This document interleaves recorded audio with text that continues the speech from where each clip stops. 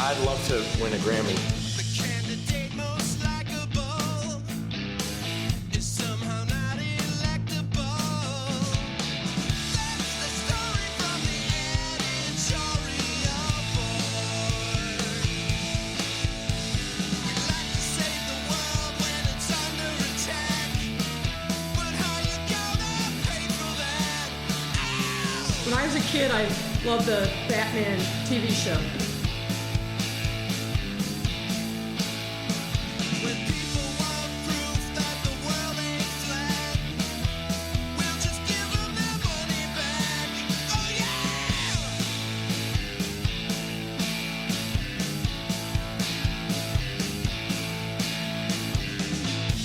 We heard what you wanna do.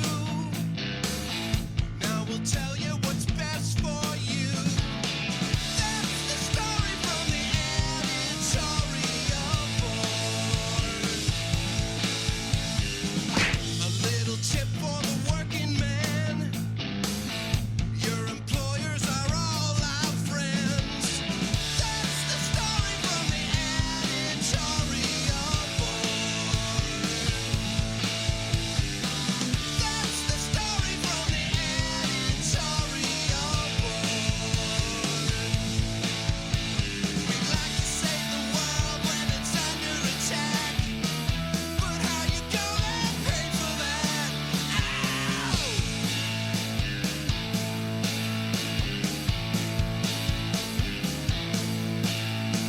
When people want proof that the world ain't flat, we'll just give them their money back. Oh yeah!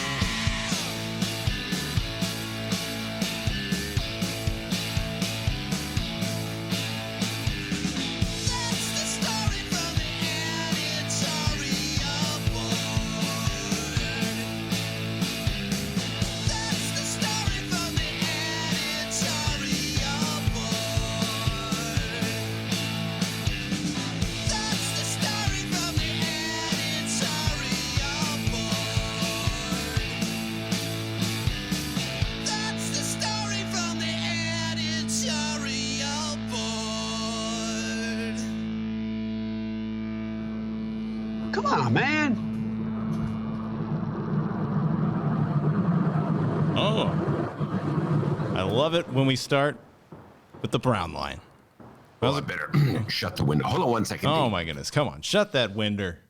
You know what? I'll have one of my many office interns and editorial assistants. Hey, could you guys shut that window? Huh? Got a show to do. Okay, hold on. Oh boy. Yeah. There just we go. Had someone in the, we have a huge staff here at the Ben Joravsky Show. Thousands. I know. I need someone to come over to my place. I need some audio help. Come on now. Quit hogging the help. Hold on. Hey, help. I would like a cheese sandwich with a little Cheese mustard on it. sandwich. Okay. Okay. A little guac. Hey, don't forget the avocado, all right? Sorry, Dave, what were you saying? Let me just tell you one thing right now. That's the story of the editorial board. Wow, wow, wow. I love that. Wow, wow, wow. Yeah, that's the part that you made up. That song so much, man. That's the story of the editorial. Wow, wow, wow, wow. All right, let's get today's show going. And yes, you do have a song of the day request. Me, mama. Go. Your Ben Joravsky show for Friday, September 11th. It's just moments away. But before we do this, let's thank these unions for sponsoring our podcast. Unions like the International Brotherhood of Electrical Workers, Local 9, the International Union of Operating Engineers, Local 150, their sponsors, as well as, you doing good? Got everything ready? Just call pre-show prep day. Pre-show prep, all right? We can. And of course, today's Ben Joravsky show is brought to you by our good friends at the Chicago Federation of Labor. We'd like to give a congratulations to live stream chatter Radio Doogie. He was first on the live stream chat, and he gets his song of the day request granted.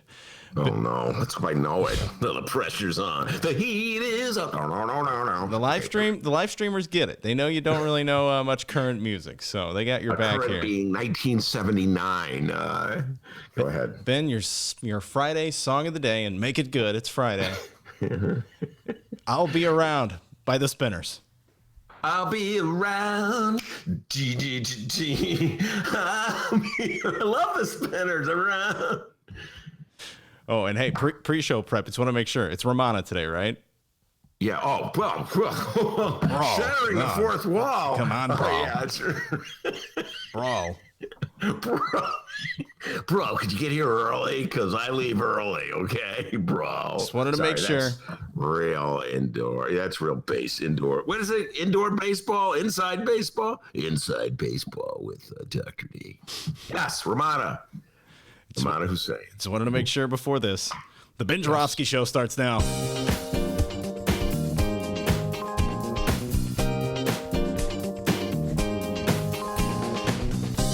It is Friday, September 11th, and live from my apartment and his attic, this is the Ben Joravsky Show.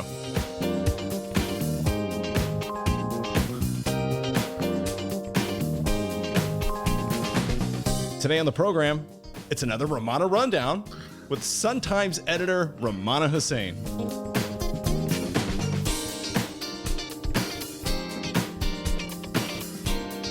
And now your host, Chicago Reader columnist, Ben Joravsky. Hello, everybody. Ben Joravsky here. We're calling this Bill Barr Loves Steak Friday. And here's why. Billy Barr came to Chicago the other day. Billy Barr, of course, is the Attorney General of the United States, William Barr, one of the most powerful people in America, chief law enforcement officer, President Donald Trump's key aide and advisor, and the point man on the president's crusade against wishy-washy liberals and for law and order. Only one problem.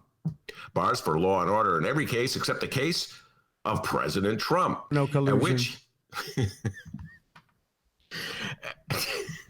At which point Barr, much like Trump, is for no law and no order. You want an example? All right, D. I'll give you an example. Oh, thanks. I was about to ask, can I get an example? Yes, thank you. I have an example coming right up. President Trump's been accused of rape. We all know that. I've talked about it many times. Jean Carroll, noted writer, said Trump raped her in a fitting room of the New York City department store back in the 90s. Trump has denied it. He said he never met her. Furthermore, he said she's not his type, which sort of suggests that he might have raped her had she been his type, just saying. Jean Carroll filed a defamation lawsuit against Trump after he made those denials.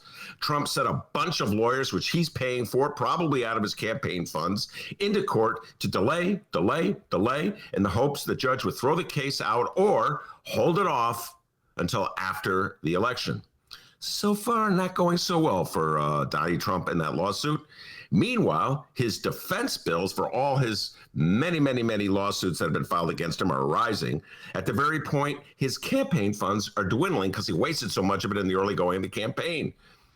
As he heads into the stretch toward November's elections against can't even say this. As he heads toward the down stretch for November's election against Grandpa Joe, there's a possibility that he may run out of funds. We can only hope. So it's not looking good for him. Jean Carroll has him on the ropes. She claims that there's a substance on a dress she wore at the time she was raped, says that Donald Trump should provide sample of his DNA to prove that the substance does not come from him. Now you figure, as I've said many times, Trump would provide the provide the DNA to clear his name. But obviously, he must think that the substance really is his, because he hasn't provided the DNA, and he's really in a jam. At which point, William Barr, Attorney General, rides to Trump's rescue.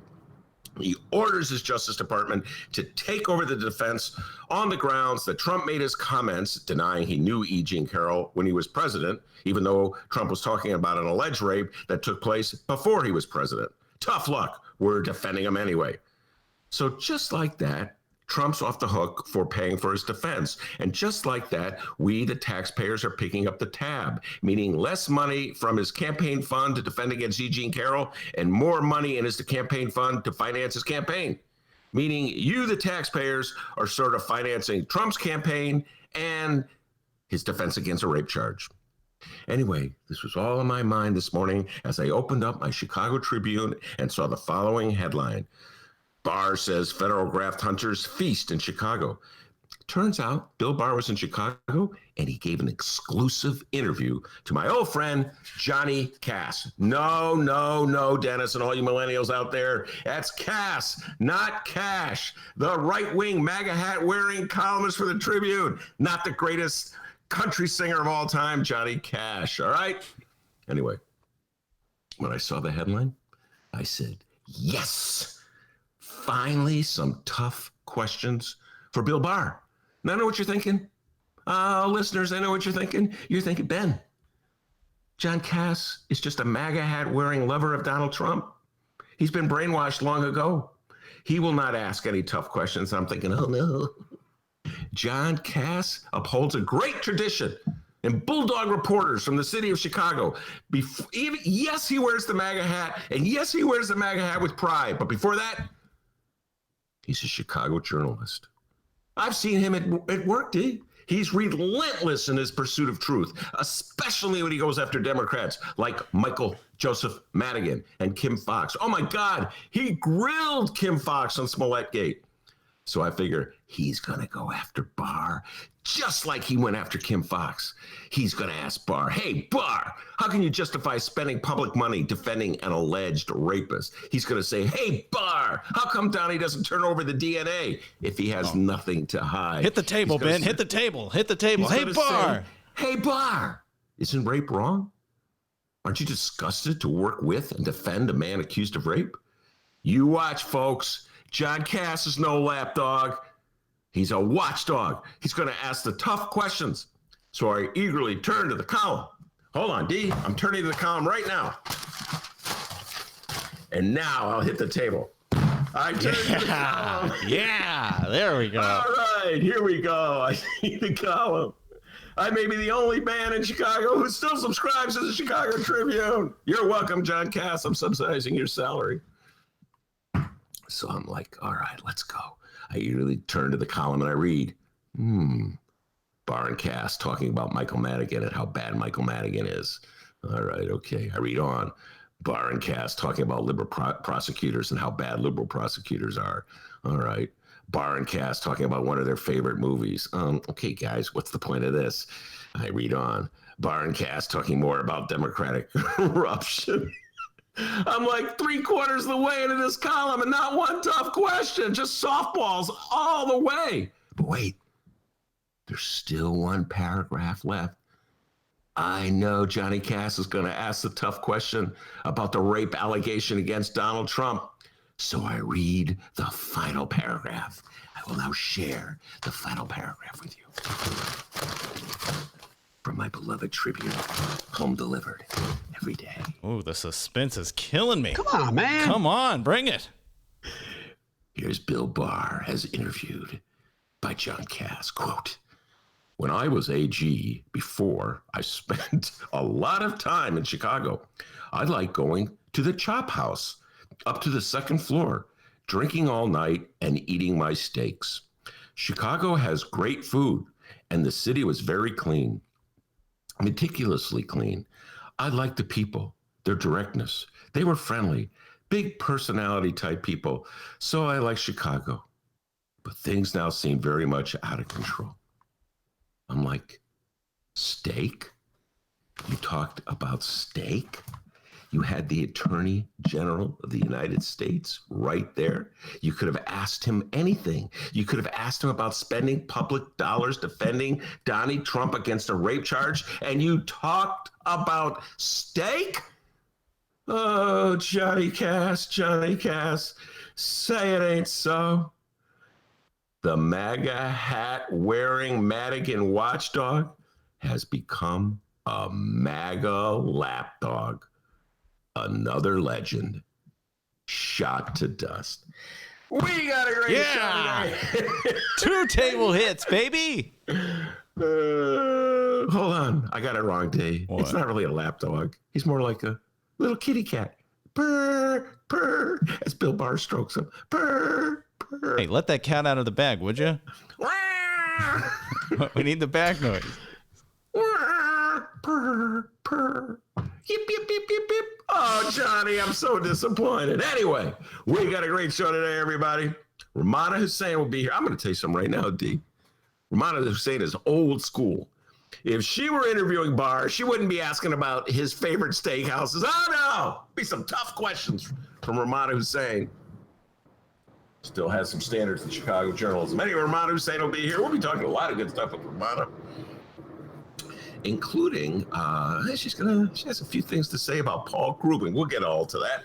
Rummana Hussain will be here with a lot of political talk. Before we do that, the young man from Alton, the man that William Barr proudly calls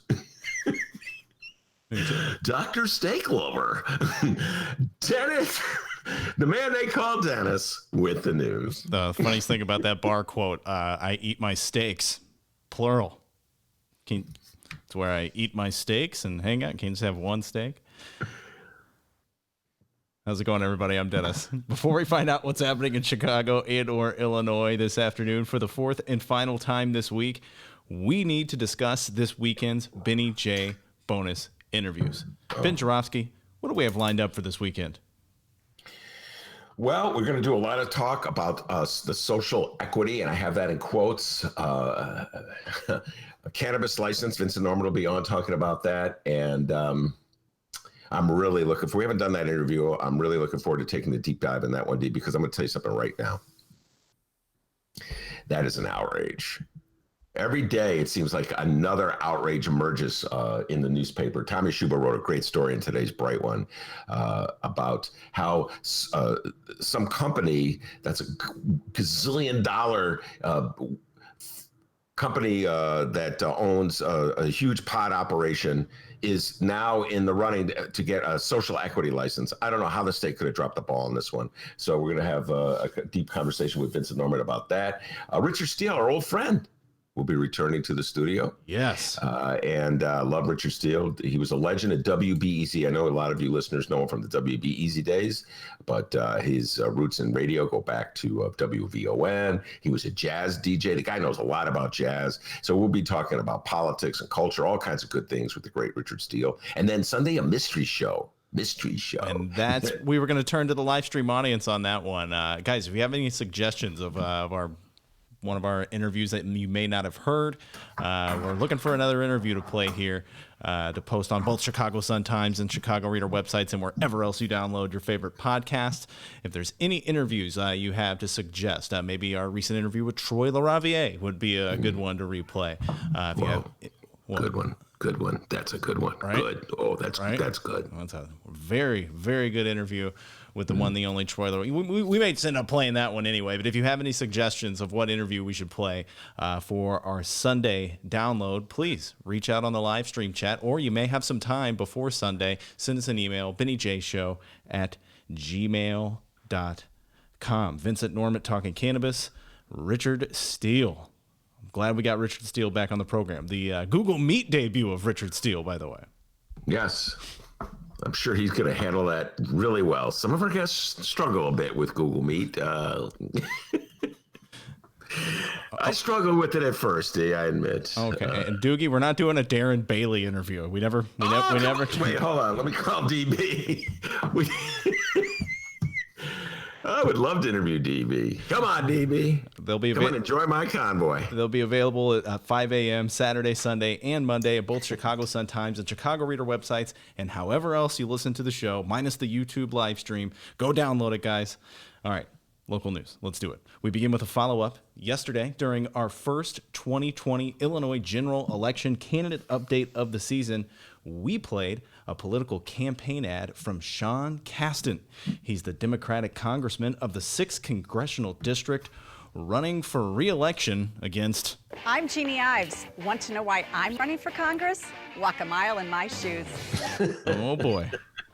Oh, boy. 2018 Republican gubernatorial primary candidate who nearly beat Bruce Rauner, Jeannie Ives. We played her 60-second campaign ad as well, but it was Casten's two simple 15-second ads that got the headlines, because in the ad, former Illinois Republican Chairman Pat Brady endorsed the Democrat Sean Casten. I'm Pat Brady, a lifelong Republican, but I can't support Jeannie Ives for Congress. Ives makes Trump look reasonable. She's attacked same-sex families, even questioned the science behind climate change and the coronavirus. Ives is on the wrong side of history. So we heard that. And Ben, I called it. This 6th congressional district race is looking to be the most entertaining. Team Jeannie Ives has responded. It's time for our second 2020 Illinois general election candidate update.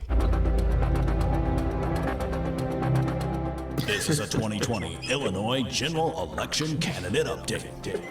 That's hot, baby. Oh, I love that, man. I'll tell you what. Can I just give a shout out to our crack production team of staffers who work really hard. Dozens and dozens of you. You rarely get named. I don't believe you've ever been named, given the credit. I'll just list some of the names: Joe, Jack, Johnny, Teresa, Edgar, Mary, Sue, Vilma, Billy Bob. Vilma, yes. I have a 90-year-old woman working for me. Vilma. Sue. Am I forgetting anyone? Craig, Donnie, Joe, Peter, Larry, Curly, Mo. I just want to. Our production staff is second to none. So, Dave, I just had to give a shout out. That's just like the troops, and around the office, the staff calls Dennis the general. Yeah. General Dennis, and he dispatches orders to that vast crew. Guys. And then we have the newsroom. We haven't brought the newsroom back in a while. Oh, yeah, those jerks. I thought we had the newsroom back, and they just bailed out again. I don't know. They'll be back. Anyway, it's getting cold outside. They'll be back. They'll be back. No, it won't be warm enough to live in the park, so they'll come back. Anyway, I just want to thank our production team. You guys do a great job, and you really do a great job. So anyway, just want to give that shout out to our production team under the command of General Dennis. Way to go, production team. With his across-the-aisle endorsement from Republican Pat Brady, Sean Casten, in fact, had the better ad. Casten said in a statement that he was, quote, honored to receive the Brady endorsement. Casten said, quote, I believe that public officials should always lead with their values. Jeannie Ives has made it clear that her values don't represent the 6th district, and Pat Brady has made it clear that her values don't represent the Republican Party. And another quick update. So, still no new ads from Jeannie Ives calling Casten a hippie, all right? But don't worry. I'm sure they're on their way, guys. Do not worry about that. But Casten's Brady ad was enough to get the Jeannie Ives allies out of their seats. Oh, well, I've never. They were upset. Huh? Republican Chairman Tim Schneider, National Committeeman Richard Porter, and National Committeewoman Demetra DeMonte, they came to Ives' defense in a joint statement that contended, quote, identifying and labeling Pat Brady as a Republican is false and misleading. The statement here is, quote, Pat Brady is a liberal Democrat and has been for some time. Whoa, man, that's really bending the word liberal Democrat. Go on, Sean D. Casten may have the backing of political hacks, but Jeannie Ives is supported by hard-working taxpayers. Oh, my goodness. Well, by the way, let's give a shout out to Rick Pearson of the Chicago Tribune. He's the one who dug up these quotes as the GOP fires back after former state chair Brady backs Casten. That's the headline in Tribune. So good job, Rick Pearson, gathering these quotes from the various miscreants in the the various leaders of the Republican Party. Jeannie Ives' Twitter. She had a tweet on Twitter. Yeah. We got that here. Again, this is where we begin to see Jeannie Ives circa 2018. This is the Jeannie Ives we know and love. Go ahead. Ives then went to Twitter to give her thoughts on the matter. She's hitting back, Benny J. Ives on Twitter said, lobbyist stumping for lobbyist. Our response? Of course, Pat Brady endorsed Sean Casten. A moral or amoral ruling class political hacks stick together. Yeah, I'm just laughing because, as we discussed yesterday, Jeannie Ives is the far right wing Republican former state rep who ran against Bruce Rauner. Outraged that Bruce Rauner was keeping his commitment to preserve reproductive rights. We talked about that yesterday, the flip-flopping of Bruce Rauner. Finally, Terry Cosgrove and Personal PAC and all the other abortion rights activists in the states forced them to take a stand stand in favor of abortion rights. Jeannie Ives, so outraged, she ran against him and really just was wailing away at him. She was like Joe Frazier coming strong. Well, that was Jeannie Ives 2018. Now she's running in a district that's tilting Democrat. That went, I believe, for Hillary Clinton in 2016. That Sean Casten won last time around. So she's attempting to unveil a new Jeannie Ives, a fun and perky Jeannie Ives. I'm Jeannie Ives. Want to know why I'm running for Congress? Yeah. Walk a mile in my shoes. Okay. That Jeannie Ives. Hey, everybody likes me. I'm really nice. And then, so Brady comes out for Casten, and right away, right back to the old Jeannie Ives. Are you okay? That's like a tiger clawing. I got these sound effects, D. I'm like, whoa. I know. You don't need me anymore. Never say that. Who is going to be the general that leads that production crew? Okay? Oh yeah, Vilma and the gang. Hold on, Vilma, just calm down, all right? You'll get a raise next month. Since you left the attic, they've all moved in. There's like 20 of them over there in the corner. So, yeah, that's the old Jeannie Ives. Yeah, all the pretense is off. Yeah, she's coming back at you hard. And, man, I wish Jeannie Ives had been questioning William Barr instead of Cass. She wouldn't have been asking about his favorite steak, D. Oh, no. She'd have been asking why he is defending a rapist. Oh, wait a minute. She's a MAGA hat wearer herself. Forget that. They're only tough on Democrats. Sorry I even mentioned it. So, yeah. My funniest thing is that they're trying to portray Pat Brady as a liberal Democrat. What a joke. There's absolutely no meaning left to any of the verbiage that the Republicans throw around. Go ahead, D. I cut you off. Pat Brady's just a hippie. Don't listen to him. All right. And believe it or not, old Patty B put on the gloves and threw a few jabs back at Ives. Here's the quote from Brady. I'm still a Republican, but I can't embrace the Ives extreme agenda, which does not, in my opinion, represent the 6th congressional district. He said Ives' quote, rabid response to his decision to back Casten and her past controversial history were reasons why she is temperamentally ill equipped for public office. Wow. Yeah, no, they're really getting angry. It's now listen, as a voter who votes Democrat in almost every instance, except for occasionally when I vote green, I love it. Go at it. Yeah, Republicans fighting each other. It's always great.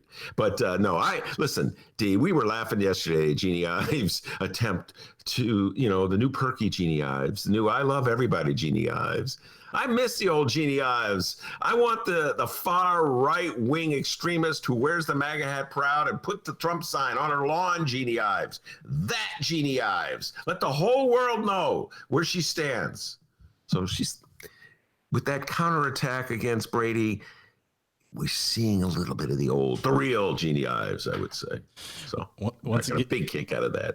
Once again, it's the 6th congressional district race between challenger Jeannie Ives and Democratic incumbent Sean Casten. And that was your 2020 Illinois general election candidate update. I'm Jeannie Ives. Want to know why I'm running for Congress? Walk a mile in my shoes. This is a 2020 Illinois general election candidate update. Thanks, Vilma. Up top. Wait, is now Vilma in your? She left. She went over to your apartment. Vilma's a hard worker, man. You saw her on my video screen and you got confused. You thought she was at your place. That's what. Yeah, I know. It's been known to happen. Yeah. All right, next up, Illinois Governor J.B. Pritzker. I'd love to win a Grammy. I just love that clip. Figure we play it one more time. It's Friday. You know what I mean? Oh, God, the 2018 gubernatorial race. That was a commercial from 2018. That's the one where, if I could just pause for a moment to recollect my favorite commercial of 2018, where it's like they're pretending is this completely, totally staged interview with J.B. Pritzker is somehow or other spontaneous event as he's walking down the street. And some random, I think it was one of his campaign aides says, wait, hold on, J.B., what's your favorite song? I love the Eagles. What's your goal in life? I'd love to win a Grammy. Anyway, great. Really humanized him, D, and that's part of the reason he was elected governor. Today, the governor was at Cara, Chicago's nonprofit headquarters at 11 a.m. to announce investments to expand job opportunities for those who have become unemployed due to COVID-19. And not much else happening with the governor today. So, about that big GOP Madigan Gate hearing on Thursday. For those who didn't know, our politician friends in Illinois of the conservative persuasion, they did some homework. 3 of them invoked the House rule for disciplinary proceedings to investigate the time utility giants Commonwealth Edison admitted to arranging jobs, arranging contracts, and arranging payments to allies and associates of Illinois House Speaker Michael Joseph Madigan, with a special bipartisan legislative panel. So this happened on Thursday, and shout out to Illinois Politico and Shia Kapos. She did a sensational job of detailing this hearing out. Go check out the details. Illinois Politico, subscribe.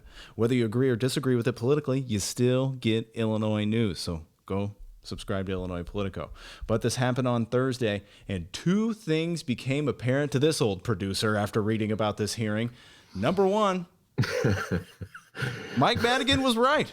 Not saying he's perfect. Seems a little greasy, but he was right. This is political theater. Scratch that. This is like boring high school political theater, Ben.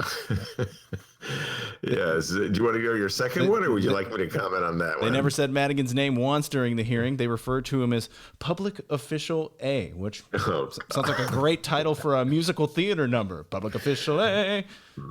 What would you like to say? What if it turns out he's not the guy? Oh, my God. What if it turns out that, I don't know, William Barr is public official A or something?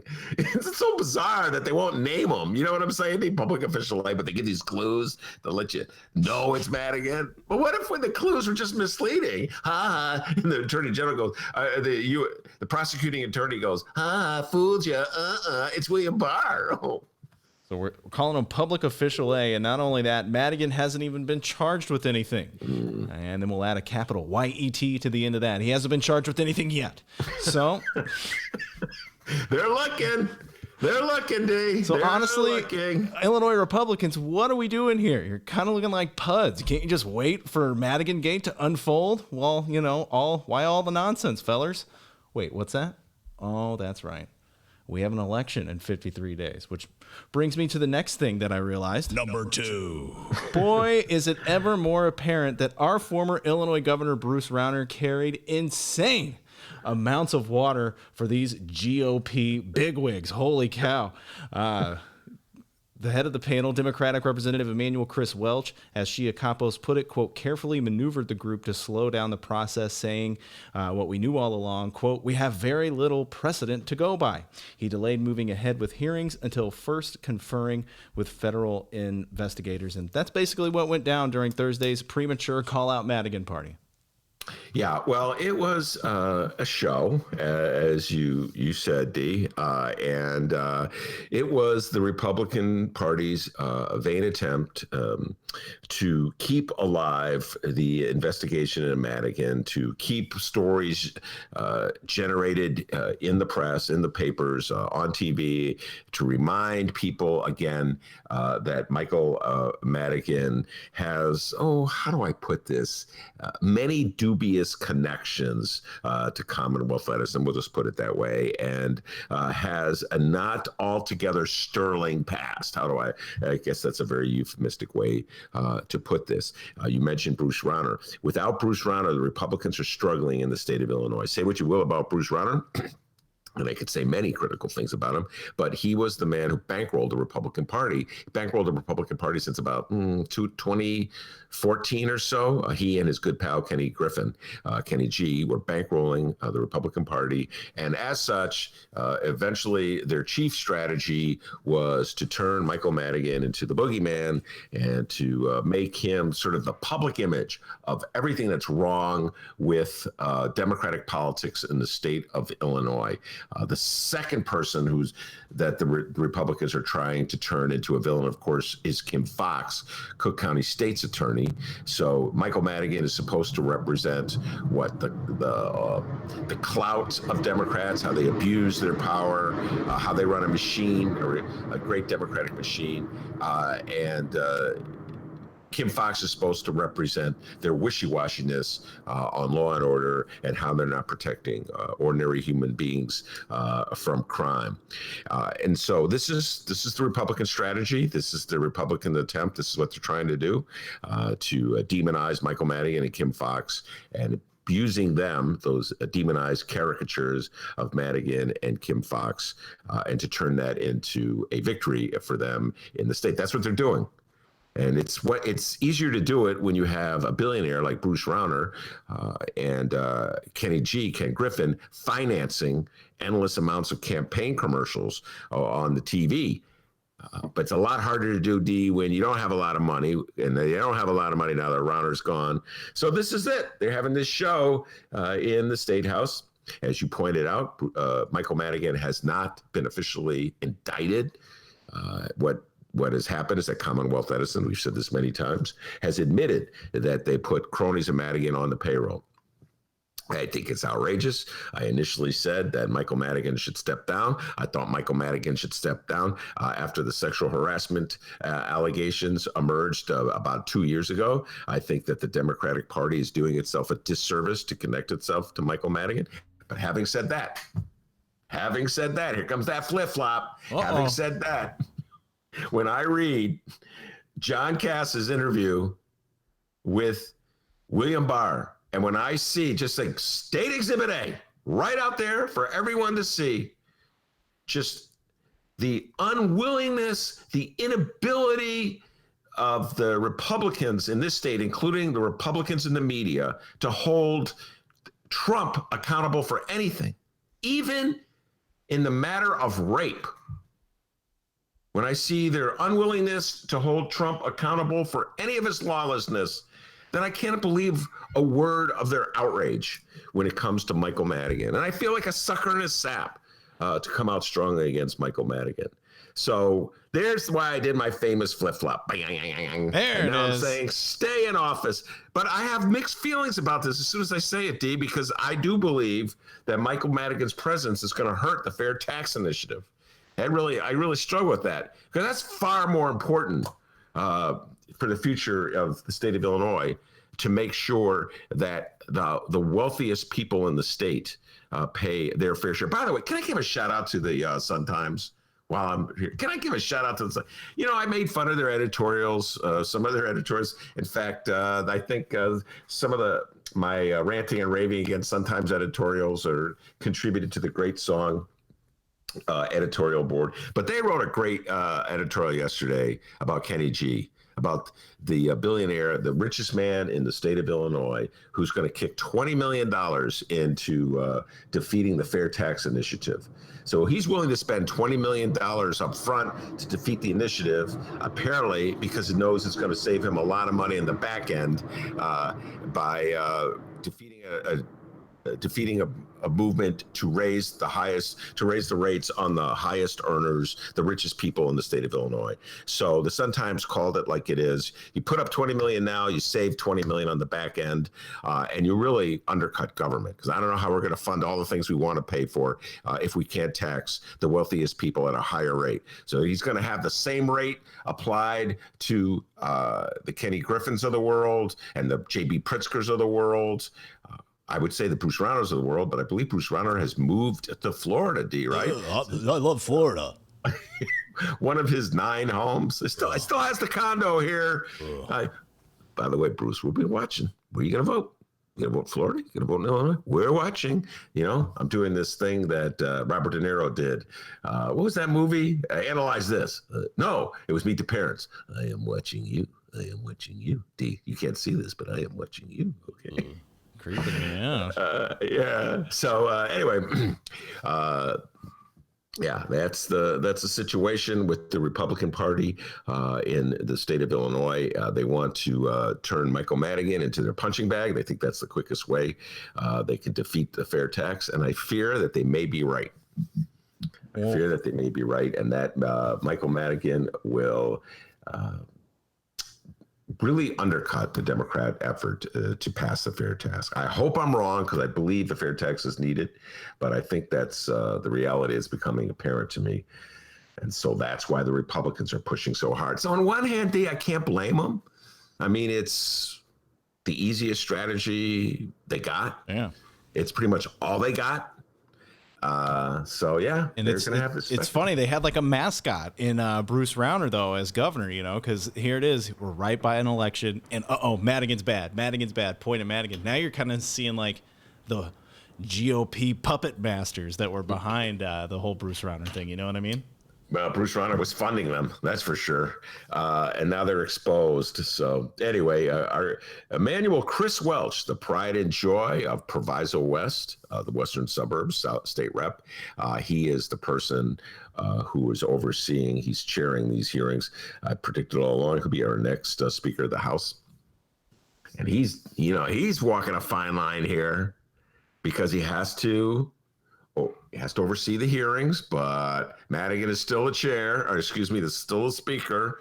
So, he can't push too hard against Madigan. So he's in a delegate position too. Republicans love that. They got him in the old squeeze box. But I got a feeling Chris Welch will figure out how to navigate his way out of this. Yeah, get out of that old squeeze box, would you, Welch? All right, moving on. And hey, say what you will about Illinois and our absurdly corrupt political system. At least no one's rigged our recent cannabis legalization bill. You know what I mean, Ben? Oh, God. Yeah, at least that's pure, huh? At least we know that the social equity applicants are all going to get the next licenses, right? The people that really deserve it, right, D? Like black people have been screwed over. They're finally going to get access to it, right, D? We know that. Thank goodness the state of Illinois is so well run that the poor and are going to get a little piece of the pie, right, D? Oh, yeah. Is that what you're going to tell me? Well, we have another recreational cannabis license story, and it once again comes from Sun-Times reefer beat writer Tommy Two Joint Shuba. And in case you haven't noticed, these stories really get Ben Joravsky's goat every time. So let's talk about it here. The headline reads, pot shop licenses to promote social equity could go to firms tied to co-founder of $3 billion cannabis giant. Matt Estep, ESTEP, however you want to pronounce it, the former managing partner of Green Thumb Industry, runs an investment firm linked to two applicants hoping to win the right to open marijuana dispensaries in Illinois. Benny J, here's the ball. Well, we'll be talking about this with Vincent Norman. We talked about it yesterday with Alderwoman Jeanette Taylor. Man, was she on fire on this subject. We talked about it with State Representative Sonia Harper. I can't talk about this enough. I feel so deeply about this because this links so many different passions that I have and so many different crusades that I've waged down through the years. But to me, the legalization of cannabis, all right, I'm going to call it cannabis because everybody calls it cannabis. The legalization of cannabis was finally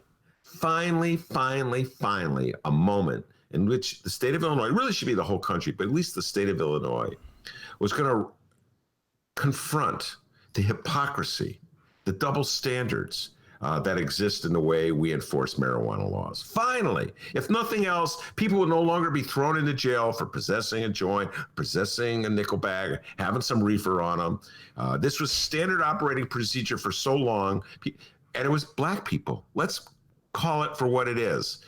It was black people. And I had this moment of revelation about 10 years ago. It took me a while to figure it out, but I'm just watching all the white people I know smoking reefer, doing it out in the open, talking about it.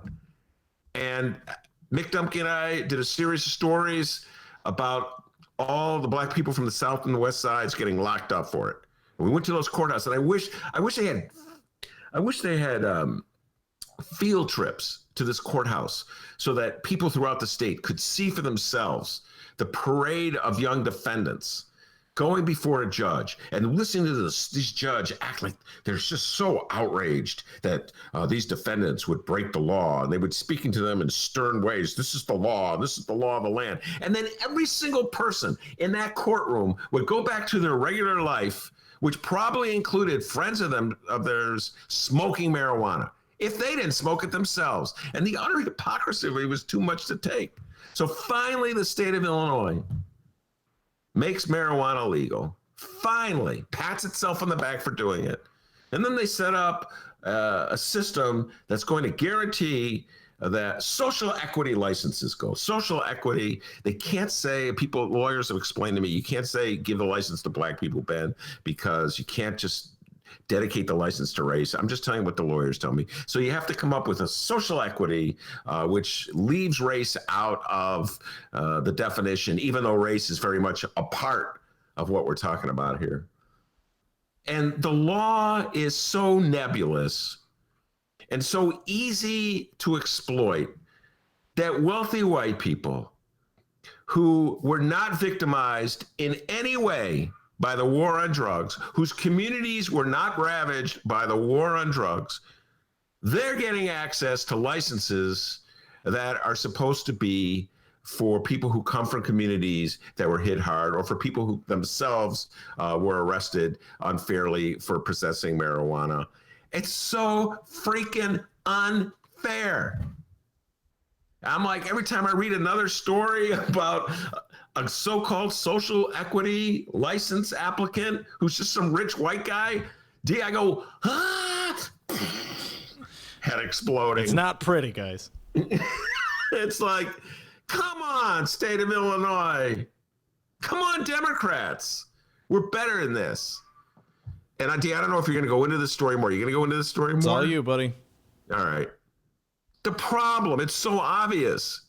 One of the problems, there's many problems, is that you allow these companies to apply and they could shield their identities behind LLCs. So we don't even know who the applicants are. Now, I could bring on some people from the state. I'm sure they would give me some muckety-muck, blah, blah, blah, blah, blah, explanation of why we allow the applicants to shield their identity. But I don't think I think we should know who the applicants are. These are very valuable licenses that are being granted. I always thought everybody believed in transparency. Everybody comes to my show, and I believe in transparency. We must be transparent. We have to let everybody know what we're up to. Everybody believes in transparency. Dennis's favorite mayor, Mayor Rahm Emanuel, ran as a yes, yeah. Sorry, I just had to do that. You folks, you got to understand. I got Dennis on my screen just to make sure he's paying attention. I'm like, his favorite president, Donald Trump, and then he looks. That's fighting words, man.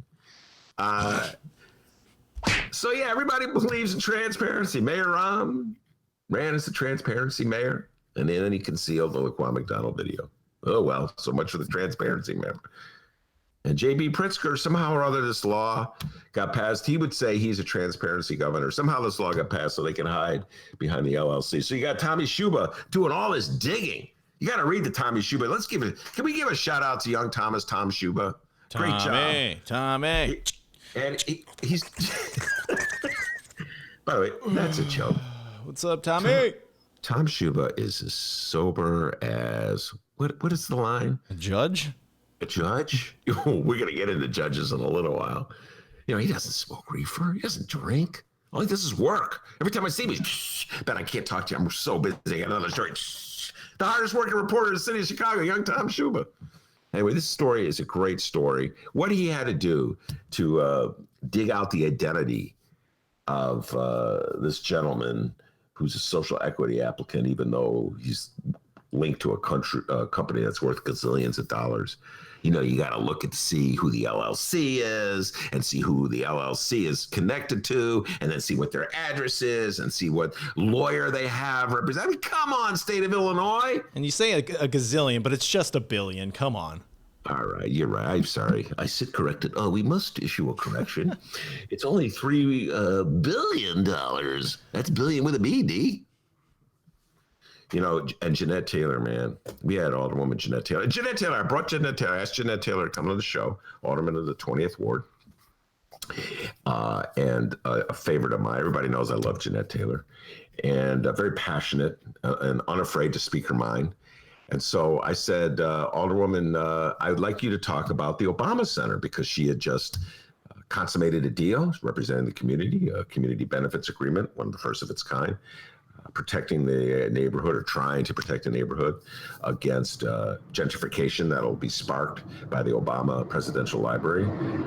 And so I said, let's discuss it. And she said, okay, but I want to also talk about cannabis. I didn't even know she was going to say something about cannabis. And then she let it, how ridiculous it is that these firms that are clearly not social equity firms are in the lottery to get a social equity license. So I urge everybody. By the way, Dee, I must take a brief tangent here. Oh, to talk. that's new. Yeah. I must address an issue that was raised to me by one of our listeners this morning. Before I was able to call you, Dee, I had several phone calls regarding the missing portion of the Jeanette Taylor tape, the Jeanette Taylor interview. So, Dee, do you have any objection as I shatter the fourth wall one more time to talk about what happened? Yeah, sure. Go ahead. Why not? All right. Thank you. I was going to do it anyway. Anyway, so we were reviewing Jeanette Taylor, Alderwoman Jeanette Taylor, and she was going strong. She's talked about the cannabis bill. And then I asked her about the National Guard, because there was a vote in the city council about bringing the National Guard to Chicago. And about the time I asked her about the National Guard, something happened to the computer. Something happened to the computer. I don't know what happened, but suddenly the computer just wasn't connected anymore. And the only person who can hear Jeanette Taylor was me. Since 1922. I was the only one who could hear Jeanette Taylor, and she was the only one who could hear me. And nobody else could hear us. So I know live stream audience, you're like, what the hell? What kind of cheap show is this, man? Hey, no one said that. They understood. They're cool. They're cool, man. But so Jeanette and I are having this great conversation about the National Guard, and she's ripping the National Guard, and I'm like, yeah, give them hell, Jeanette. Meanwhile, my phone is like, I don't have the ringer on, but I figured out how to put the buzzer on. I feel like, who's calling me in the middle of the show? And then that's the sound of text coming in. Yeah, for some reason, my computer was just done. It tapped out. It just stopped working. The audio wasn't going through my board. I can only hear it through the computer. No one else could hear it. Panic mode. Many people, many people, Bill Barr, one of them, accused me of intentionally shutting down the show because I didn't want people to hear what Jeanette Taylor was saying. Actually, I just made all that up. Nobody accused me of that. But that's a nice thing to throw out there, right? What happened to the missing 5 minutes? Yeah, no one believed that Bill Barr said that, so you're good. I'm glad you explained yourself there. But Bill Barr and John Cass, while enjoying a delicious steak at their favorite steakhouse, were discussing, what do you think they were talking about during that missing 5 minutes? Remind me of Rosemary Woods. Now, this is a reference that absolutely nobody, with the exception probably of Frank, knows what I'm talking about. But Rosemary Woods was the secretary to President Nixon during the Watergate. Well, she was his secretary all along. And there was a missing 18 minutes of tape. President Nixon taped all the conversations in the White House, but there was 18 minutes that were missing. And so Rosemary Woods took the hit for him. And she said she inadvertently erased the tape by leaning over and pushing the wrong pedal or something. I don't know. She had some cockamamie explanation. Nobody believed her, but she took the hit for him. So I'm trying to find someone who could take the hit for the missing 5 minutes. In fact, so Dennis has been very good. He's Where did those 5 minutes go? Yeah, I could tell you one thing. Jeanette Taylor, she's not for the National Guard. Let's just boil it down to this. Not for the National Guard coming to Chicago. She had a lot of good reasons for it, too. Yeah, a lot of people did enjoy our interview with Jeanette Taylor, minus the missing 5 minutes. Whoa. In fact, we got an email in regards to our Jeanette Taylor interview. This message comes from Christopher. Christopher, what's up? He's in Westside, in Austin. See? You leave your name and location, and we'll read it.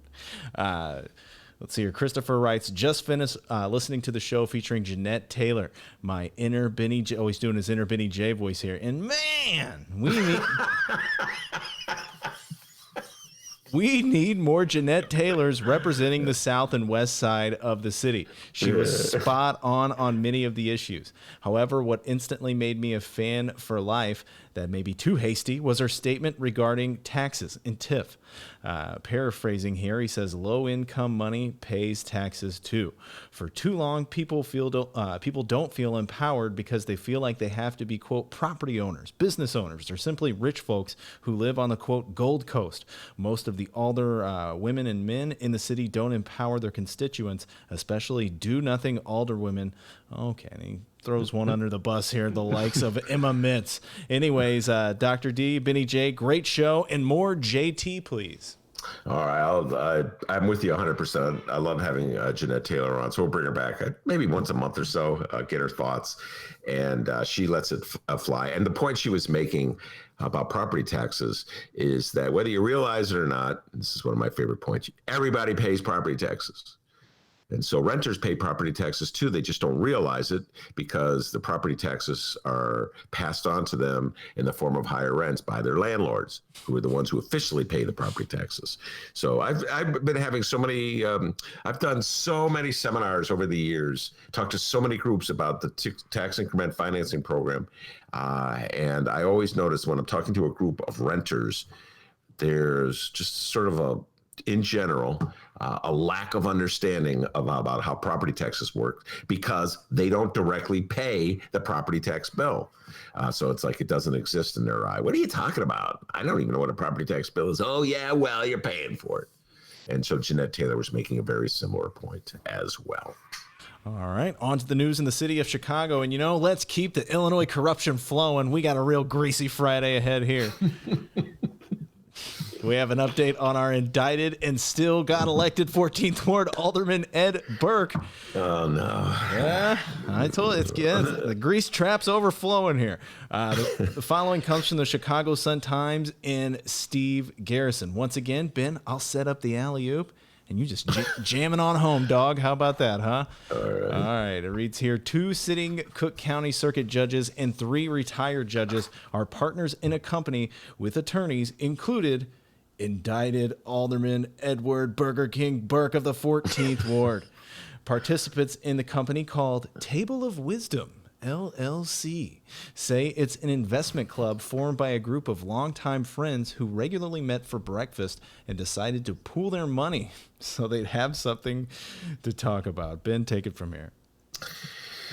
Well, did I turn this story over to you? Yeah, I think I actually discovered this is one of the few times where I found a story on the internet. How did that happen? I don't think it was in my beloved one. Yeah, man. Wow. Really just getting so tech savvy as life goes on.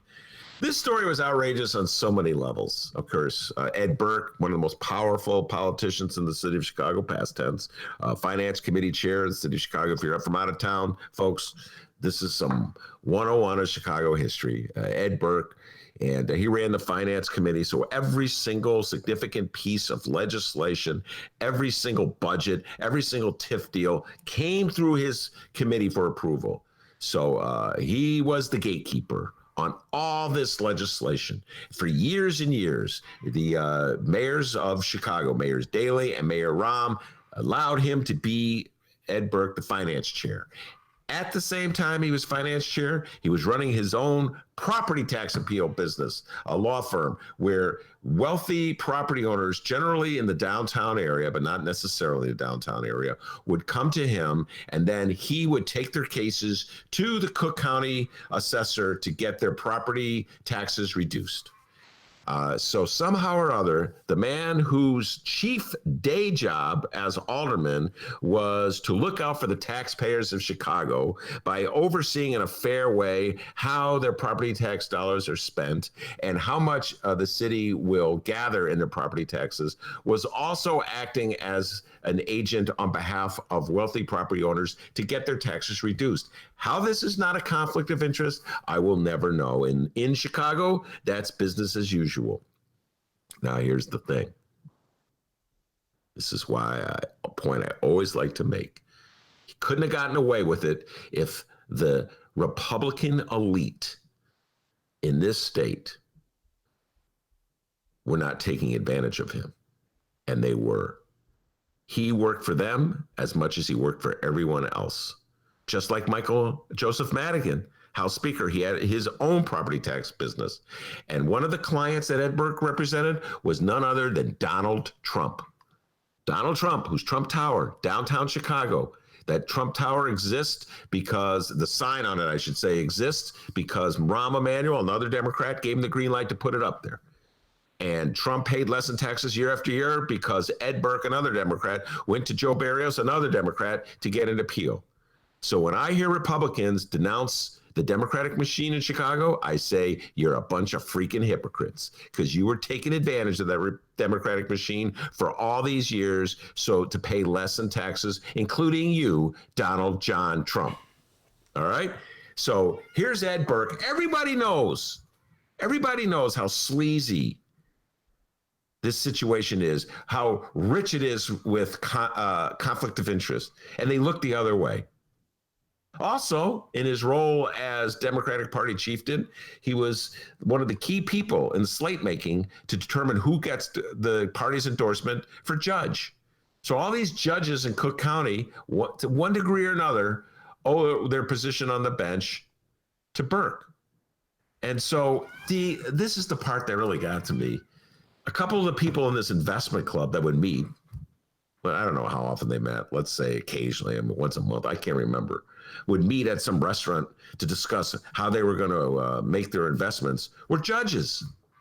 And I'm like, why do you guys think it's okay to sit down and break bread with Ed Burke and be in this investment club with Ed Burke, knowing that he's rife with all this conflict, knowing that the chairman of the finance committee that oversees every single TIF deal in the city is also the property tax attorney for so many important and powerful business interests downtown, including Donald Trump. It's just such a conflict. And this is just a problem with Chicago politics. It's like the stuff that's legal and accepted is as bad as the stuff that's illegal in many ways, and is wasteful and is unfair. And so it's all kind of connected to, like, somehow or other, we have this social equity license process to make sure that people who've been hammered the hardest by the war on drugs is being controlled or is rewarding wealthy white people who never suffered any consequences for the war on drugs. And this is why it's so difficult for Democrats to make a stand in our country today, because it's like we want to stand up for what's right. We want to denounce Donald Trump. Some of us do, many of us do. And yet on the local level, there's just this corruption and conflict of interest and log rolling. So it really undercuts the message we want to make at the national level. So Dee, this really irritated me. How these judges thought it was cool to sit down with Ed Burke, with all the conflict, with all the controversy. And I'm not even getting into his role in council wars in the 80s when he was the leader of the rebellion of white aldermen. It was Trump before Trump going up against Harold Washington. So, sometimes I'm like, I read this stuff, I'm like, judges, why do you think this was cool? I don't. Listen, I got a lot of friends. Not all of my friends have lived perfect lives, but none of them, okay, have like had the power or prominence of a guy like Ed Burke. So I know you have friends, and some of your friends, you know, they cut a few corners or whatever. I think the answer is it's Illinois. Everybody's doing it. So come on, let's go. Yeah, it's pretty shameful. Anyway, that's the story in the Sun Times. These judges sitting down with Ed, bro, you don't see anything. And I think it was you, D, I can't remember, it was pointed out that after Ed Burke, the stories first started breaking about Ed Burke's latest controversy. I think it was the story about Danny Solis who was wearing the wire. I think that story broke, but before the indictments came down, he had a fundraiser. Yeah. And just dozens of people showed up. They're like, well, I don't, you know, he may not, if he gets indicted, I'll stay away from him, but he hasn't been indicted yet, so he's still powerful. So I don't want to be like that hippie guy from the Reader. You know, he wouldn't want to be a loser like that guy in his attic. So I'll go and stop being so hard on yourself. I'll go curry up to Ed Burke. That's Chicago, man. You know, and you know, before you Republicans get all high and mighty, your boy, Donnie Trump, was one of Ed Burke's clients. Ed Burke made some money for Donald Trump. So the Republicans, they're all in the mix too, D. They're all there in the muck and the mire. They're going to wallow in the mire for 10 trivia points. That's always been on my mind. I think I did this yesterday. I'm going to wallow in the mire. It's been on my mind. You know, I keep saying that lyric over and over again. Wallow in the mire. You know, of course, what that's from, right, D? Wizard of Oz. Well, at least you didn't say Ice Cube. Light my fire, Jim Morrison. Oh, okay. All right. The time for hesitation's through. No time to wallow in the mire. Oh, Try now, we can only lose, and our love becomes a funeral fire. Come on, baby, let my fire. You don't want me to start smoking pot again, do you? Knock it off. All right. How many months it's been? 3 months? 3. Had a little man. moment there, you know, but yeah, 3 months. Whoa, I didn't hear about that moment. Okay, let's move on. All right, so what will happen with Ed Burke? I guess only time will tell. Wait, what's that? Oh, Ben, our hardworking production assistant, Vilma, sent me some audio to play. Vilma.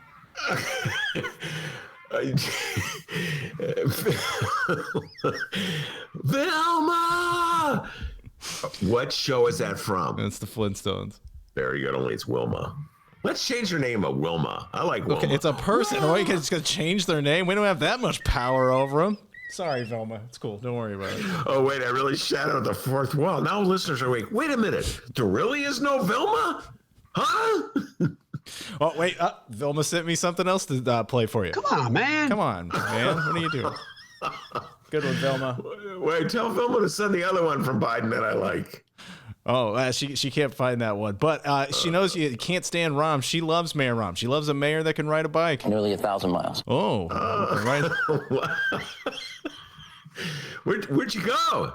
On the bike ride, Rahm? I just biked around Lake Michigan. Okay, I bet you talked to everybody about health insurance. What a mayor! Oh, D, can I take a moment to promote my latest column in the Chicago Reader? It's your show, bro. It's your show.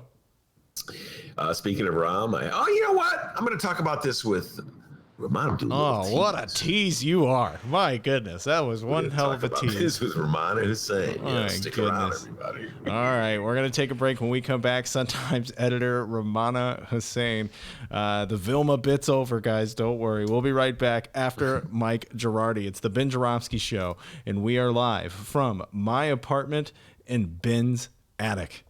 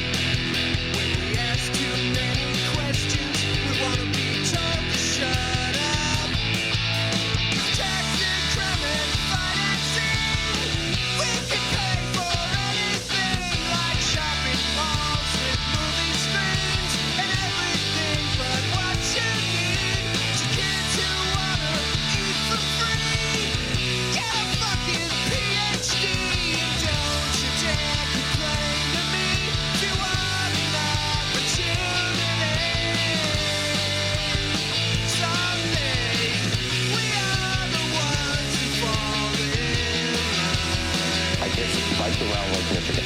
We've been a masochist 1,000 times. Nearly 1,000 miles.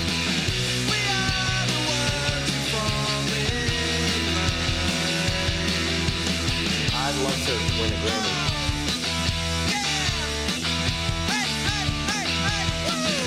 They say they want to level with you,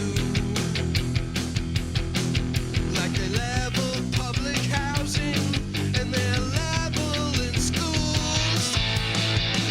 You gotta file just to beg for the truth, and if they reject it, then shame on you.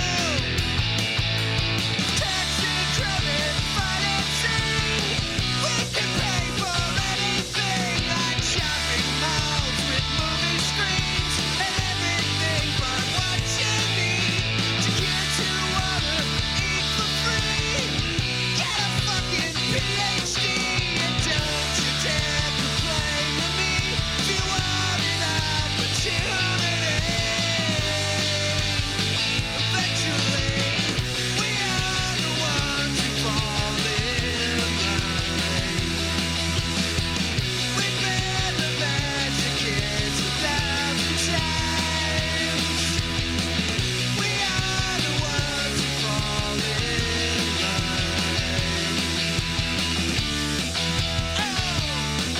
yeah. Hey, hey, hey, hey, woo. We are the ones who fall in line. We've been the masochists 1,000 times. We are the ones who fall in line. Oh, yeah. Hey, hey, hey, hey, hey, woo.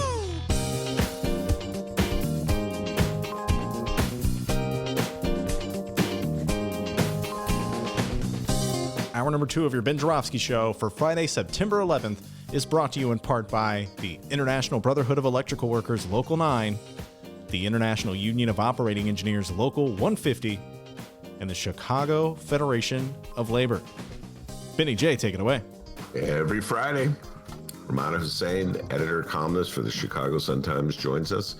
And every Friday, we have a blast talking the issues of the day. Welcome back, Rummana. Hi, how are you guys? Doing well. We have a lot to talk about. I've been dutifully sending Rummana her homework assignment. So I sent her articles about the Trump E. Jean Carroll lawsuit. We'll talk about that. We've been, I think she already read it. Lynn Sweet's column in today's Sun-Times about Bob Woodward's book and the ethics of what Bob Woodward did. We'll talk about that. 9/11. Today is the anniversary of 9/11, Paul Krugman's tweet. Actually, Rummana was the one who dug this one up. We'll talk about that. Football season opens. I got this thing about Hank Williams Jr. I'm going to share that with Rummana. And I guess I have to address the issue. I'm going to start with this last one first. As folks who listen to this, my interviews with Rummana know, she has been accusing me for months and months of, quote, hating, she says. She says, I hate Rahm Emanuel. And I always say, I don't hate him. Then we have this debate. Yes, you do, Ben. No, I don't. Well, I proved it, Rummana. I put it in a column. And to quote you, if it's in writing, it must be true, where I gave Rahm credit for something. So are you going to retract your accusation that I, quote unquote, hate Rahm Emanuel? Yeah, as I said to you after reading the article and you giving me the shout out, I guess if it's in print, it must be true. So you don't hate him for now, but that might change next week. Well, anyway, I urge everybody, I'm really proud of this column. It has to do with Rahm Emanuel, but more about him getting credit and Daley getting credit for all the improvements made in the Chicago public schools. Lori Lightfoot giving them a shout out herself, and Ben kind of dissecting that and why that's not true. Yes, exactly. And in the end, it gets in the issue of the rising graduation rate. Lori Lightfoot held a press conference last week we talked about this in the show briefly, I don't think not with you, Rummana, but to congratulate herself because the graduation rate's rising. And I was just pointing out that part of the reason the graduation was rising, if not main reason, is that Mayor Rahm, and this is where I gave him credit, did away with social promotion. And social promotion is where brought back social promotion. Social promotion was where you just graduate somebody, whether they've mastered the skills that they should have mastered in order to move on, just to get them to move on. And I am a believer in social promotion, Rummana, because I benefited from it at Evanston High School. I think I'd still be in high school struggling with chemistry if my junior year chemistry teacher said, you know what, just move on. I don't even want to look at you anymore. And so, I struggled in high school. I don't conceal that. And so I believe that we should be a little easier in terms of social promotion. And Mayor Daley came hard against social promotion. He said he was going to wage war on it. This is in the late 90s, and he was flunking kids left and right. And guess what? Dropout rates went up because you hold kids back, you flunk them, you turn them against school. They feel just like it's not worth it. They lead in, drop out. So Rahm made it harder to flunk a kid. And guess what? Graduations rose. So I gave him credit for it. What's your position on social promotion? I don't know. It's kind of a confusing subject. I did cover I covered education actually as a reporter when I was starting off at City News. I covered City Hall and education, so I did cover a lot of Paul Vallis and him. And I do remember all the speeches he gave about social promotion and how it was not really helping. But I don't know. I think you bring up a good point, and he kind of hammered that in, because a lot of the kids weren't reading at the level they were supposed to. But what if there's a student who's not reading at the level they're supposed to? Do you think they should just be graduated, like at a certain age? That gets the heart of it. So I guess you're saying that reading is more important than my struggles with chemistry. I understand like holding a kid back maybe 1 year, but yeah, like at one point, do you hold them back? If someone's not making progress, do you keep holding them back? I don't know. I think it's a difficult subject. Well, put it to you this way. The way the city handled it back then, I completely disagree with how they handled it. So, for instance, if a student is really struggling with reading and your attitude is that the system should do everything it can to make sure that one student overcome his or her challenges with reading, then you should bombard that kid with tutors or extra classes that he or she could go to. But what they did was they forced kids, and there were some kids who weren't even necessarily struggling with reading, just scored bad, quote unquote, on a test that wasn't even supposed to be pass fail. And they made them go to a summer school, and in schools where they didn't even have air conditioning. These kids are baking in the heat. I remember writing stories about it, Rummana, seeing classrooms of kids, teachers like half asleep, drenched in sweat. You know what those old schoolhouses are like, those old brick schoolhouses with no air coming in at all. And I'm like, are you helping the kids or are you torturing the kids? What are we doing here? Yeah, no, I understand what you're saying. I think what a lot of the criticism has been in the last few years is that a lot of these students were basically taught just to pass that test because everything hinged on those tests, that, state money and all this stuff. And so if kids didn't do well on them, they were held back. And I'm sure there's a lot of, like you said, there's just, it doesn't necessarily benefit the kids in the end. But I don't know, education is like a very difficult subject and it's a very sensitive subject. I don't know. There's no easy answers, but I think you make a good point though about why social promotion doesn't really work. My school didn't have air conditioning either. My grade school nor my high school. I don't think my grade school did, but I know my high school didn't because our sister school did, and that's why we had summer school at the other school. If you're putting kids in a classroom where it's not environmentally, like, it's just uncomfortable, how are they going to learn? I think every kid learns differently too. I personally was a good student overall, but I didn't do very well on standardized tests because I was just so bored with them. I was not aware of that you didn't do well with standardized tests. I don't think I did. Not as much. I had a high school that was pretty challenging, so I always was an above average student, but I don't know. I don't think I'm not saying I did terrible on standardized tests, but I just didn't do as well as I thought I could. I had a really easy time in college and grad school. I should tell you that, because I think my high school really prepared me for that. Let's give a shout out, Niles West. They're not. What are they? The Indians? But did they change the name? Now we're the Wolves. Okay, the Niles West Wolves. They prepared Rummana well. I didn't do well on tests and didn't really do well in school. So let's just not talk about my academic career. Let's just move on. The less said about my academic career, the better. All right. Speaking of challenging issues, let's talk about Bob Woodward. And let's first of all give a shout out to Lynn Sweet, your friend and colleague at the Chicago Sun-Times. I know you told me you didn't edit it, but I thought this was a really good column. I urge people to read it.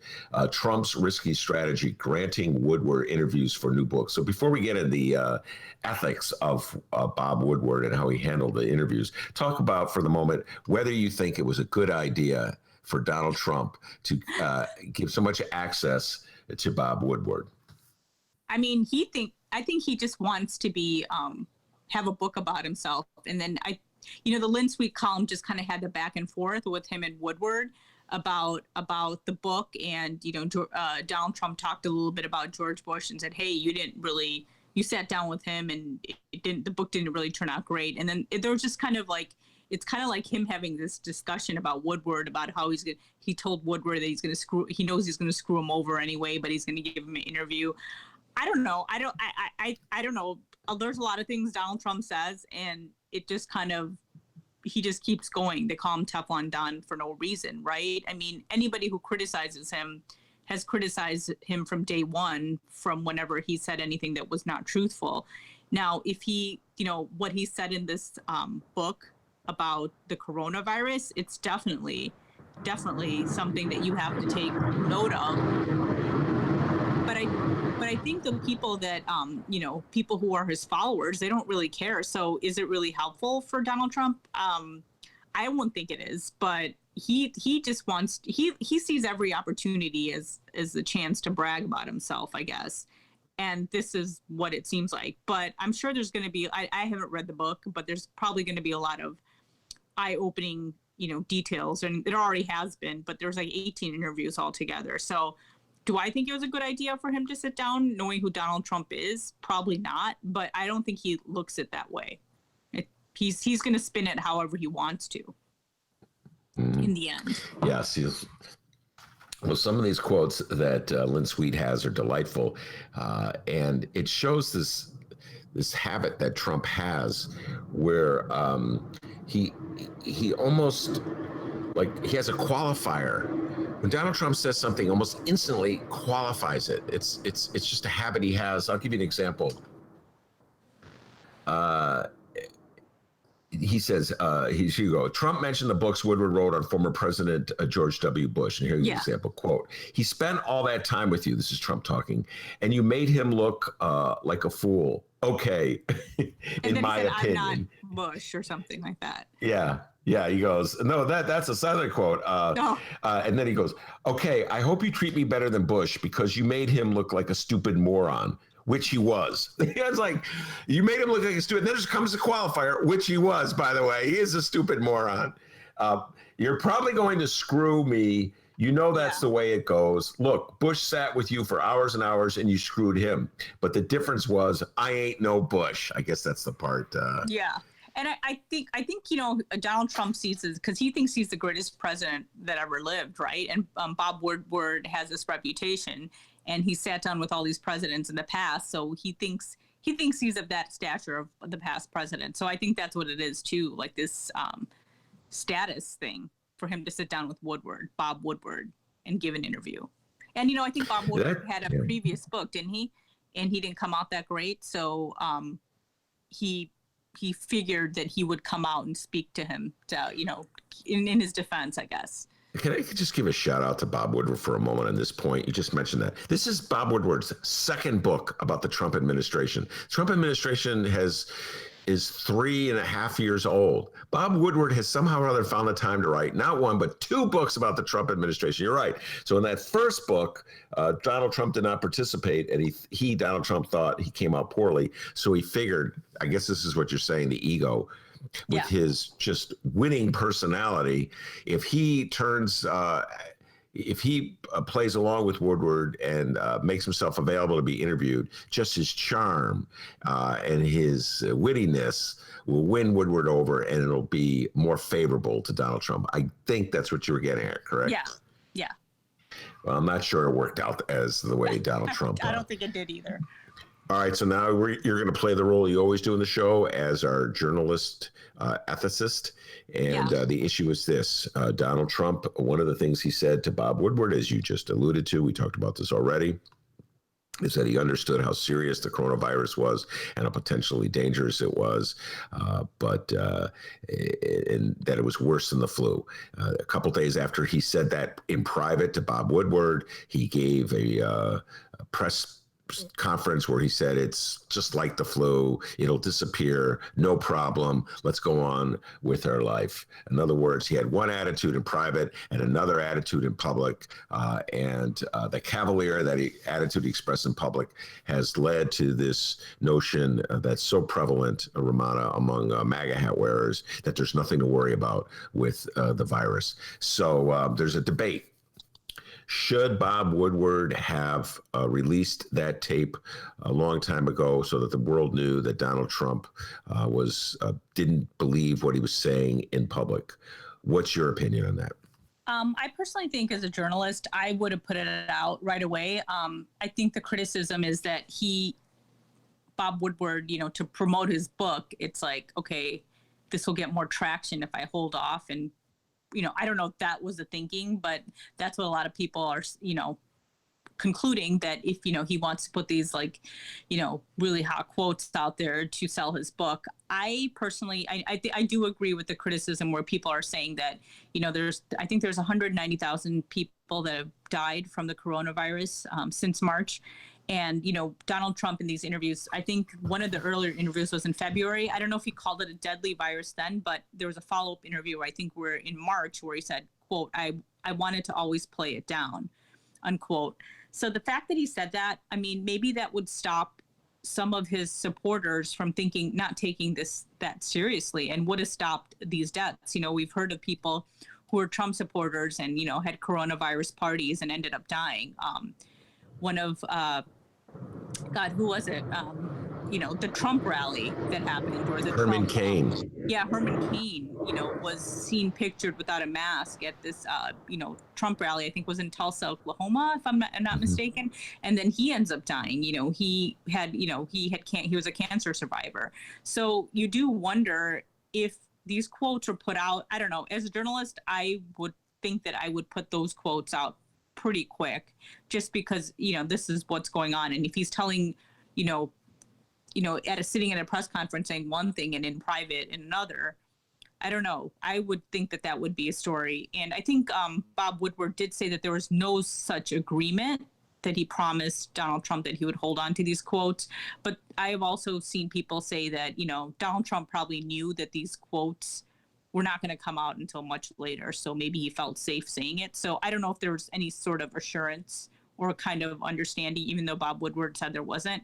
I don't know. I think it's a good debate. I think it's a good debate to have, but I personally think that I would put it out as a journalist.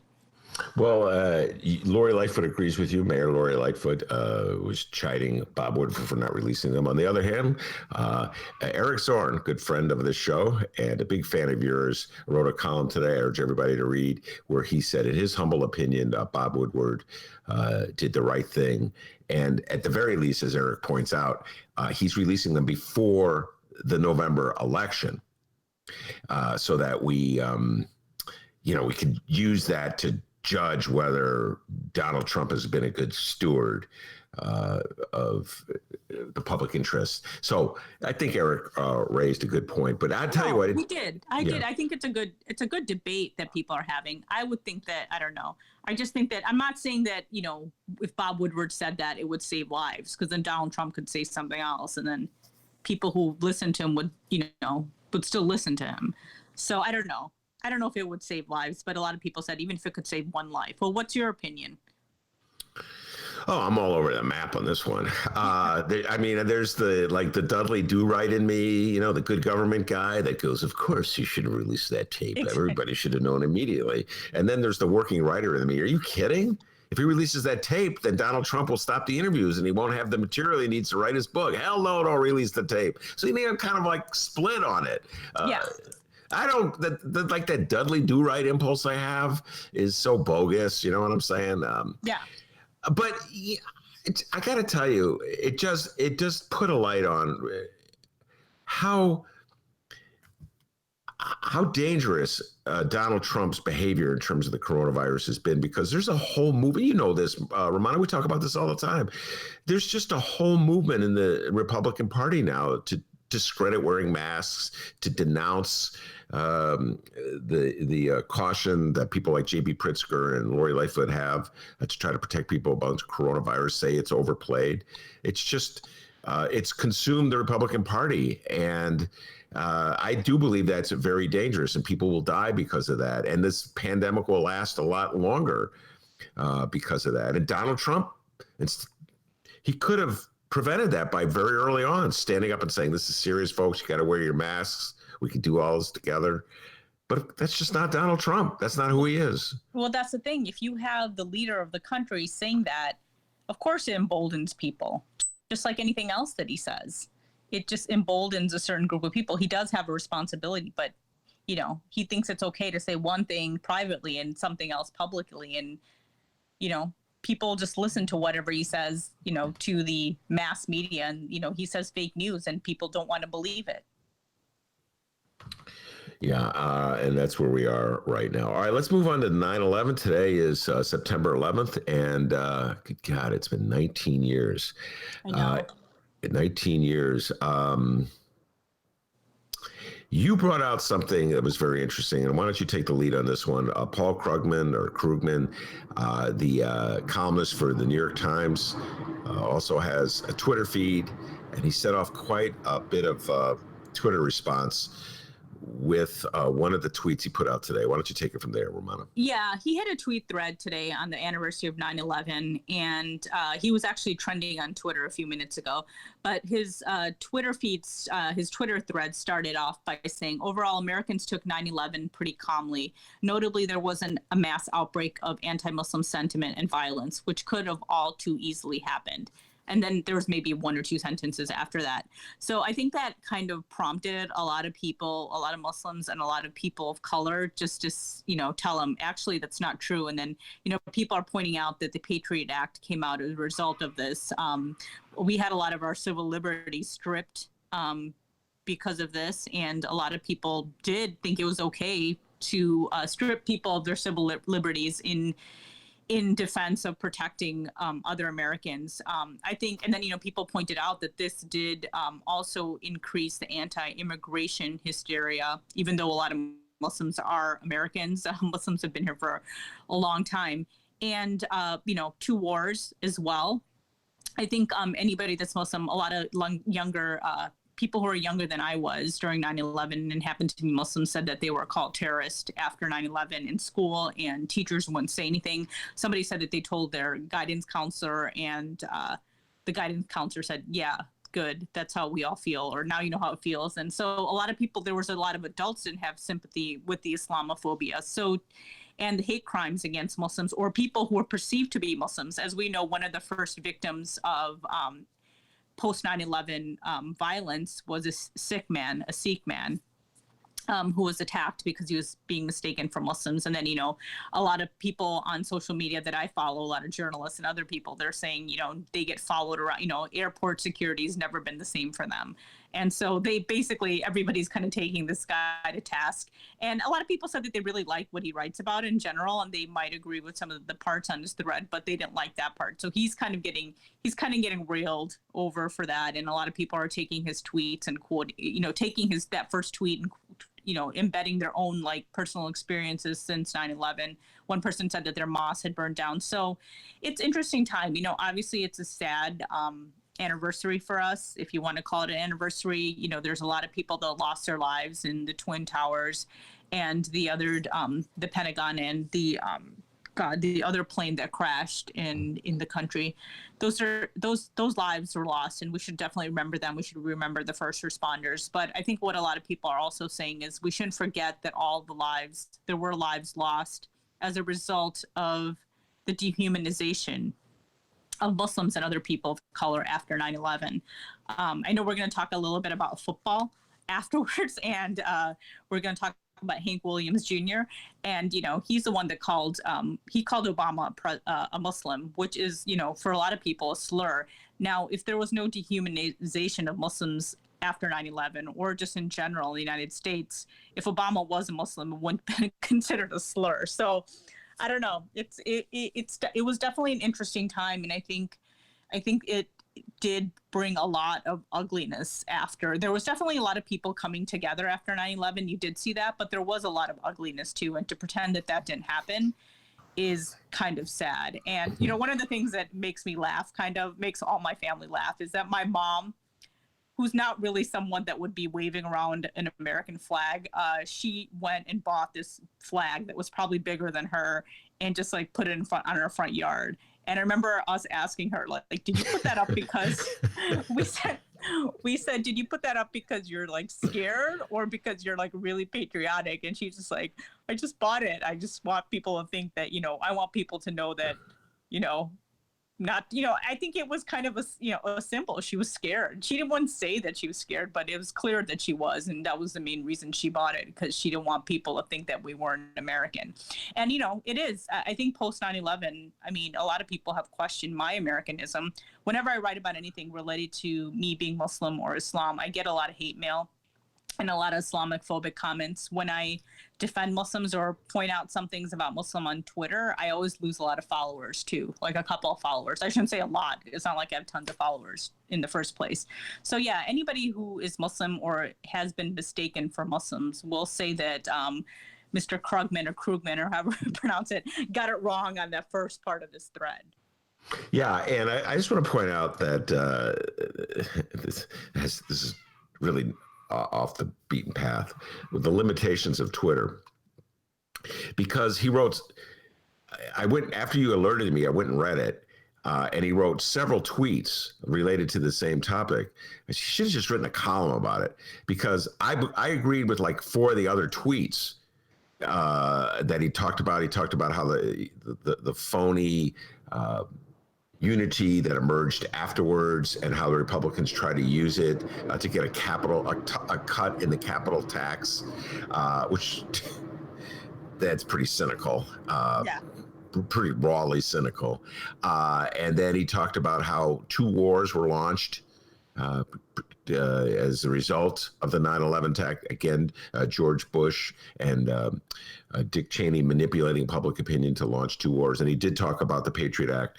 But he did those in tweets after he wrote that one tweet where he said overall it wasn't that the response wasn't that harsh. And I'm like, so all these people are fixated on that one tweet. You get what I'm saying? I'm like, man, Twitter is just a weird freaking animal. It is, but I think a lot of people just look at that and think that he's out of touch. Like, it's like, you know, maybe all his other tweets made sense, but the fact that he started off, that's kind of like just starting off a tweet saying, hey, there's no racism in America. And then, you know, that just got everybody going. And then you have all these other tweets that are, you know, that make sense and, you know, you can comprehend them. But I think people felt like that's how you're going to open your Twitter thread. And, you know, maybe I don't know. I haven't heard a response yet back from him, but he's definitely being criticized on Twitter today. Anyway, yeah, I was going to ask, has he responded? And apparently he's not responded. All right, let's move on. And you mentioned football. Let's talk about football. The season opened last night. I must confess I did not watch the game. If anybody knows football, it's me. Rummana Hussain's going to give some of her picks for the weekend at the end of the show. The Bears to Lions game. She's going to give you the over/under and the. So you're actually wrong. You said it was the Tennessee Titans that came off didn't get off the field. It's actually the Houston Texans. My bad. Field yesterday. So yeah, I got my T's mixed up. Go ahead. It was your different southern state. They used to be the Houston Oilers before, right? or that was the team, and then they got maybe they went to Canada or something. Rummana, can I just say something? Your knowledge of football is just astounding. And the things that you reveal every day. Rummana Hussain, she'll be appearing with the Sun-Times. What do they call it? Hallis Hall Confidential. She'll be joining that podcast to opine on Mitch Trubisky. Was that a good draft choice? Yeah, I did. I said the Tennessee Titans. That was the pre-show hearing. I didn't technically get it wrong on the air. No, you didn't. But so the it was the Houston Texans against the Kansas City Chiefs. Mm-hmm. And so now in the NFL, they're going to play the Star Spangled Banner. And then right after that, they're going to play the Lift Every Voice and Sing, which is known, unofficially known as the Black National Anthem. So I guess the Houston Texans were practicing on the field, but as soon as the Star Spangled Banner came on, they had gotten off the field in the form of it's sort of it's a protest into, what is happening with, America and the treatment of African Americans. And, a lot of football players are African American. The Kansas City Chiefs, I think, meanwhile, some of them, they all stood on the field, but linked arms, and some of them did take a knee. And I think which California team is going to be, I forgot which team. Sorry. Now I'm losing my football knowledge, but there is one, I think it's the Dolphins. That's Florida, the Miami Dolphins. Yeah, the Miami Dolphins have already said that they're not going to go on the field. They made a little video about it, which I did see. And it was pretty interesting that they said that they already told people that we're not taking the field, and they said why when the Star Spangled Banner is going to come on. So it's definitely a change from what we've seen from the days when Colin Kaepernick took a knee and all the criticism. There were people booing the Houston Texans yesterday, correct? Yes, that's what I read. Scattered boos, they said. Yeah, scattered boos. For not standing up for not coming out during the Star Spangled Banner. But I think that is pretty interesting given football, the NFL's audience, and the culture around the NFL, which I do know a little about, and we're going to talk a little bit about Hank Williams Jr. Well, this is what go ahead. So so it is. I think it's an interesting time. I was watching the video that the Dolphins made, and it wasn't just the African American players; there were some of the white players too, talking about the injustices and why they're choosing not to do this. So I think it's definitely. It's something that we have to take note, and I think it's an interesting time, and I think it's good that I think it's a good thing in general that people are, these athletes are saying enough. Well, I've got many obsessions at play here, and there's so much that I want to, so many paths I want to follow, but I think there's this assumption. And this gets back to Krugman's tweet, which the part of it that I actually agreed with. So this notion, there's like this manufactured notion that there's unity when there's really not unity. So at a football game, everybody stands traditionally for the national anthem, and jets fly over the stadium, and it's really a nationalistic display. It's what it is. Yeah. It's pretty cynical because it's also a commercial. The NFL is getting paid by the taxpayers. I mean, we're the ones who fund the military, because the military is using that as a recruitment tool as well. And so what Colin Kaepernick did when he took the knee was to sort of expose it for what it was, which is a manufactured moment of unity that not everybody agrees with. And we're seeing the fallout. But part of that manufactured, and this part's really gnawing at me, Rummana, I can't tell, I just can't shake it, is that Monday Night Football, one of their ways of sending a message to fans to show that just because many of the players are black does not mean the game is not for you as well. They put Hank Williams up to sing that song. Let's get ready for some football. And I didn't know much about Hank Williams, right? So I just did some research on him, and I discovered as you said, you knew about this, his quote about Obama being a Muslim, even though Obama is Christian. And so what if he were a Muslim? But exposing a lot of prejudice right there. And then he wrote a song called If the South Had Won the Civil War. And I read, when I heard that song, and again, this is out of ignorance. I hadn't heard it before, so it's showing my ignorance of Hank Williams Jr. It's a very popular song. But when I heard that song, I was offended. I mean, imagine if they did a song like, what if Germany had won? You know what I'm saying? I mean, it's like, that would be really offensive. You know, it's sort of like Hank Williams is a slavery denier. He's denying that slavery existed. And so I don't understand how blind society, I mean, I do understand, but it's just, it's an example of how blind society is to people who are invisible. You talk about this all the time. Like, it's just a double standard. I mean, it's just because when you're a part of those marginalized groups, you realize that there's a different standards. If you criticize this, you're going to get, you know, we talked about cancel culture. I mean, people have been canceled for years. You know, Malcolm X was canceled pretty much for most of his life. He only became cool like later, right? After he died. And so it just depends on who you're criticizing gets canceled. I mean, Hank Williams Jr., he basically compared Obama to Hitler. He made this analogy. I don't know. I figured Hank Williams Jr. I just saw him. My brother is a huge sports fan, so he'd be watching football sometimes if I walk by, and I saw Hank Williams Jr. and I was just like, oh my God. And, you know, it was just a very stereotypical thing for me, that song. It just sounded so cheesy, and I was just like, oh my God. But, you know, this is what he said. This is the quote he said about Obama at some sort of fair. He said, we got a Muslim president who hates farming, hates the military, hates the U.S., and we hate him.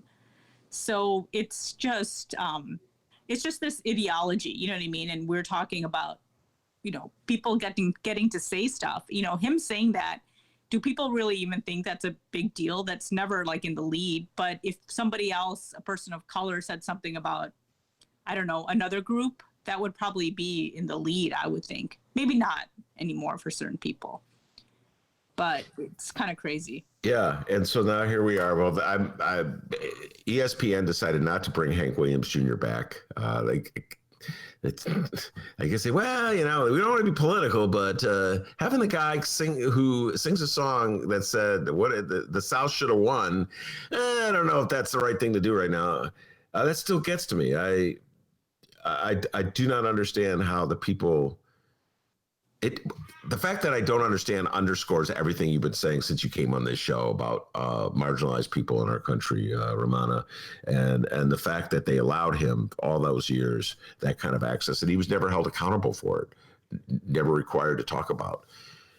Correct. But yeah, I mean, I don't know. I have my brother loves football. I don't know if he's going to be watching. My husband likes football, but he's not going to be watching it this year.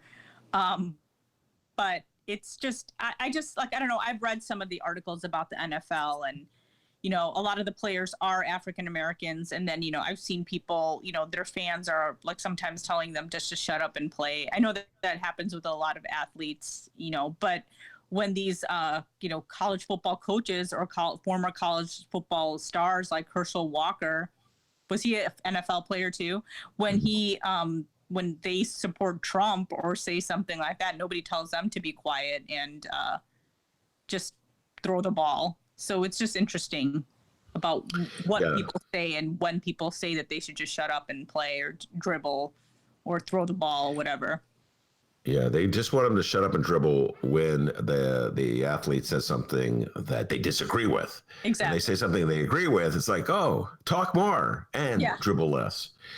All right, so you're not going to be watching football. That leads us to Rummana's recommendations. What will you be watching? I don't know. I still have to watch Pose. I'm still watching Lovecraft Country, which I'm kind of have mixed feelings for right now. I think it has some creative sides to it, but then it just goes all over the place, and it's trying to say too many things at one time. But that's just my opinion. People seem to love it. So I don't know. I think I will try to watch Pose.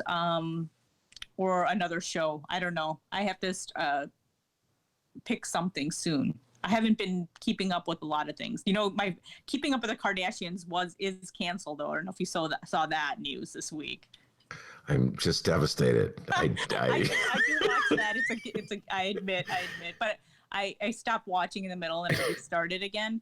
And then, that was a big announcement this week, Ben. I'm sure all your listeners. I don't know if I can continue the show. I will be watching tonight, and I urge you as well. Game 7, the final game, the decisive game, Boston Celtics versus Toronto Raptors. My beloved Bulls are not in the playoffs, but this has been a very exciting series. And I know I know you're not the biggest sports fan in the world, but this is a great game. It's been a really exciting matchup. So I urge you to check that one out. The Boston Celtics versus Toronto Raptors, and then you'll do a breakdown and an analysis. And when you come back next Friday, we'll have Rummana Hussain breaks down the NBA. So, all right, Rummana, thank you very much for coming on. Stay safe and sound. We'll talk to you next week. All right. See you guys next week. Bye.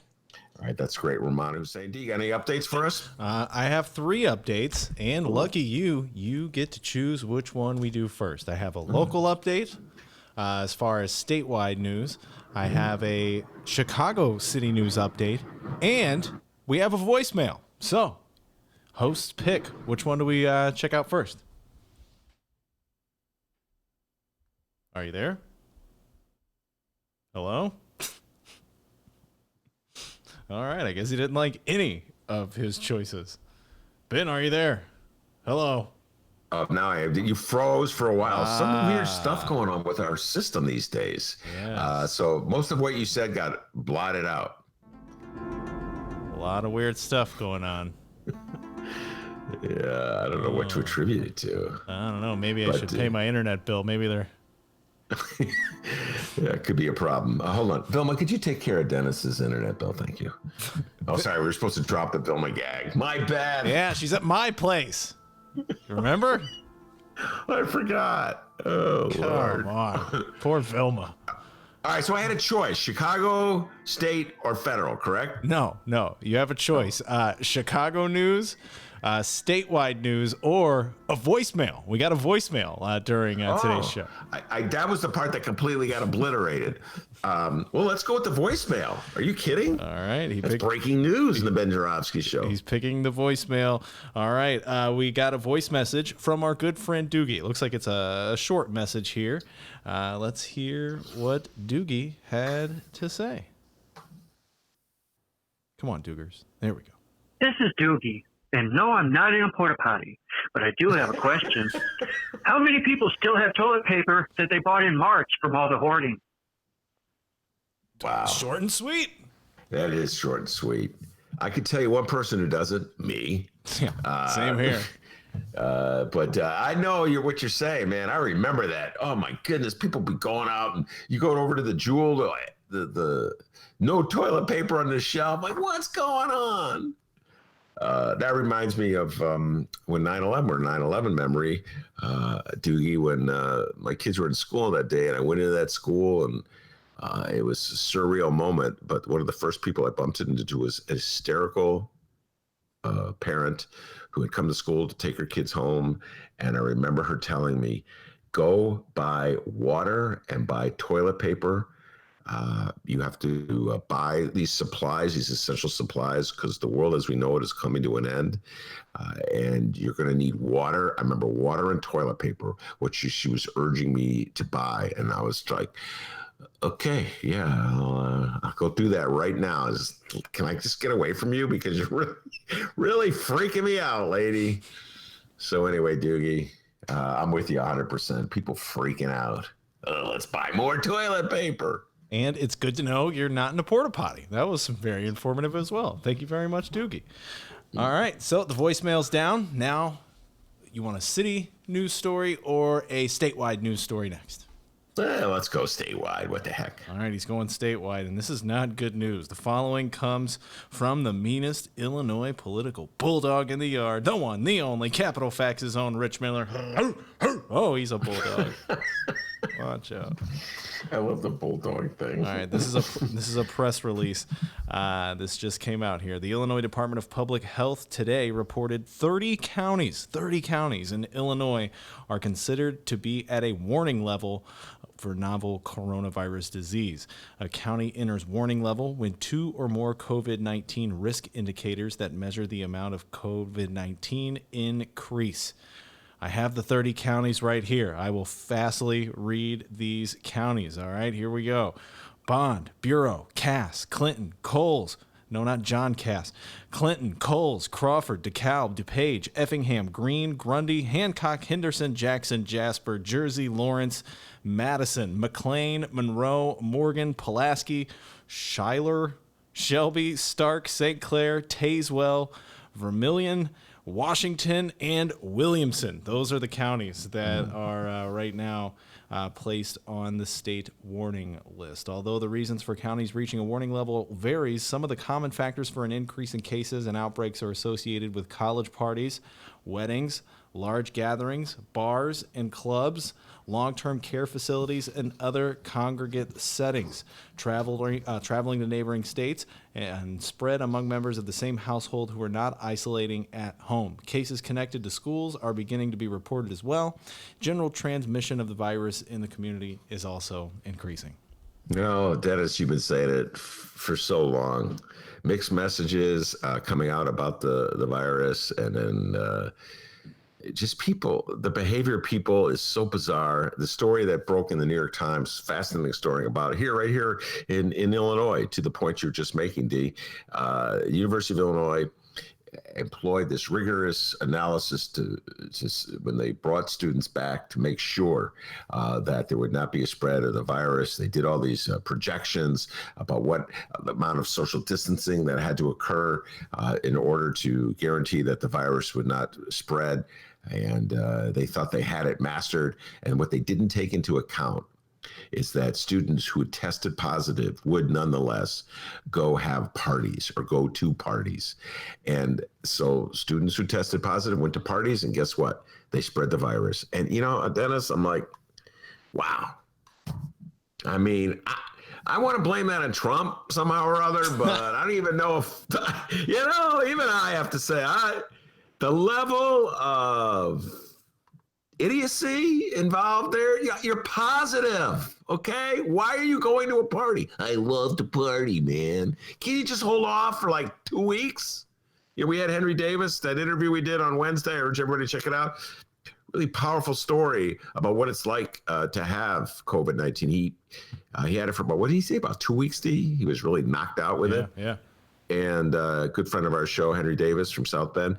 It's like, you know, we talked about in the interview, I kept getting his name mixed up, but Kirk Cousins of the Minnesota Vikings, people think they're impervious to it. And they're not going to get it. And so we have these kids. Oh, well, what do I care, man? Bro. It's just, bro. Oh, God. So anyway, I'm not surprised with that bad news, D. And I think we're in agreement on this one. It's going to take, we're just going to have a vaccine against it, because if you're linking it to human behavior, I just don't have a lot of confidence in my fellow man. Oh, God, that sounds horrible. Can we get to some good news to end the show in the week with? Well, we'll try. We have corruption in Chicago. No, this one isn't about corruption in Chicago. This is a story you wanted to talk about, though, so we'll end it out with this here. The following comes from the Chicago Sun-Times and the one and only Fran the Woe Man Spielman. Gotta mention it. The Fran Spielman Show. Every week she has a brand new show for you to download at the Chicago Sun-Times website and wherever else you download podcasts. Ben, she had a guest that we've had on back in the radio days on the show today. Who was that? Ravinia's own Wells Kaufman. Oh. Oh, Wells Kaufman. Wells. Something happened with that interview. That's why we're laughing. What was it? Was he like on a plane or something? Well, there were two. Well, it was always funny. Like Wells Kaufman for years was the director of Ravinia, and the old station, his name I just can't remember, had some kind of deal with. Boy, these days are gone. You know, you have deals you work for a station to get deals. So well, you know what? I think if we keep going, we won't see any deals for this show in the future. So let's just go ahead and roll with the story. How about that? How about that? Oh my God, all these deals. And so the lady in charge of the deals, who's I will name. All right, I'm going to give you now I'm going to go on that and charge. The mistreatment of me. We're Scott Duff, okay? Everybody loves Scott Duff. He's like Raymond. Everybody loves Scott Duff. He was the other host. He would get all these free tickets. I wouldn't get anything. And then we'd go to Ravinia together. So he would have his free tickets. I would have my bought tickets. And he would go, what can I tell you, man? Everybody likes me. How much those tickets cost? We are digging up the past today, aren't we? So anyway, Wells Coffin came on the show, and he's telling me, he's pretty smooth operator. I love your show. You're outstanding. I don't think he ever listened to the show once. Anyway, he was supposed to come on, and he didn't come on after telling me how much he loved the show, and he put it like his assistant, Billy Bob, came on the show. Oh, yeah, it was his assistant. It was like Billy Bob. I love your show too, Ben. Where's Wells? I don't know. But hey, listen, we got Billy Bob here. Right. So anyway, I couldn't get the great Wells Kaufman interview, but I hear he's stepping down. He's moving on out, huh? He's leaving Ravinia. Is that right, T? And he's going to be talking about the future of Ravinia moving forward with Fran Spielman as well. So I'm sure Scott Duff will join. Okay, let's just stop now. We're not going to get Billy Bob or Wells back if we keep going, all right? Ravinia, sponsor us, all right? We're great. We reach a lot of people. Over 600,000 downloads, man. Come on. Wait, what's that in the sky, D? 1 million. That's what I see in the sky. We're coming for you, 1 million. Come on, man. And then Coffin will be like, but guys, can I get you tickets? Do you know I got Scott digging up the past again. Let's just keep going. Check out the Fran Spielman show, by the way, guys. She's got a little big archive of shows. She's great. Okay. The following comes from Fran Spielman and the Chicago Sun-Times. 2 months ago, the Ring doorbell camera attached to the Brighton Park home of one Alderman Ray Lopez of the 15th Ward captured video of 2 offenders brazenly walking up the front steps and throwing 3 bricks through the alderman's window. Now, Lopez wants to use that same doorbell camera technology to provide what he calls, quote, thousands of new eyes for Chicago police officers waging a never-ending battle against gang violence. At Wednesday's City Council meeting, Lopez introduced an order calling for CPD to enter into a memorandum of understanding with Ring, ADT, Vivint, and other doorbell security camera operators whose systems are compatible with cameras already linked to the city's 911 emergency. If a crime occurs on a Chicago block and it's not already captured by crime-fighting POD cameras, homeowners on that block would get a text message seeking their permission to use video from their doorbell cameras. If the answer is no, that's as far as it would go. If the answer is yes, police could have video evidence they need to catch the offenders. That all came from Ray Lopez. Ben Joravsky, you said you wanted to talk about this one. Yeah, I'm all over the map with this one. And like I am on many issues, there's a civil liberties issue, Big Brother watching us. But I'm going to bring Raylo on to talk about this because it's so interesting. When we want a camera, it seems it's not on. You know what I'm saying, D? So like so many instances of police encounters with citizens, regular citizens, the camera's not on. And Raylo, who is a law and order alderman, heading toward Trump country sometime, just saying, Raylo, you're dangerously getting there. But now he wants cameras everywhere. So I don't know. There's the libertarian in me, D. It's like we have cameras everywhere anyway. Why do we need even more cameras? I'm a little uncomfortable with this one, D. I got to tell you, I'm a little uncomfortable with this one. But when I saw it, I go, you know what? I got to bring Raylo on back to the show. And get him to open up a little bit. Does he really believe this will be a deterrence to crime? And crime has been rising in Chicago. It just ebbs and it goes up, it goes down from one year to another. And all these Get Tough, just want to remind folks of this. We closed on the show. Get Tough on Crime has been with us the whole ride. So I'm not quite sure just continuing to get tough on crime is the way to go. But I'm definitely, this is the point I wanted to make. I want to bring Raylo on and have the discussion with him.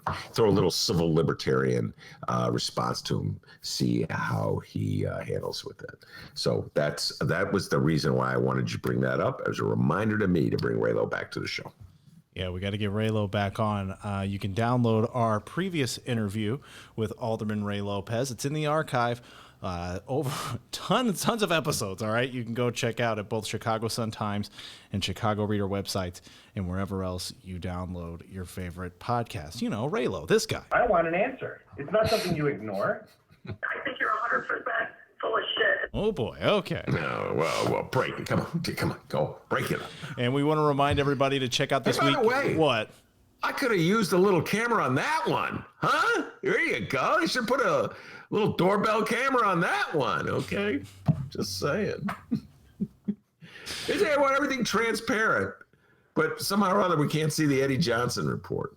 I don't know. Just saying. Go ahead, Dean. We want to remind everybody to download this weekend's Benny J bonus interviews, all right? We got a great conversation coming up about cannabis with our good friend Vincent Norman. He's becoming a regular here on the program. We're always glad to have Vincent Norman. He's going to be joining us. We're going to have that available on Monday. Let's do that on Monday. How about that, Ben? I think that's a good idea, Richard Boom. Steele. And I want to promote an interview that we have coming up on Tuesday. Really proud of this interview. This stemmed from Miles Conflassen when he was on the show on Tuesday. And this is the Air Force veteran who was very critical of Joe Biden.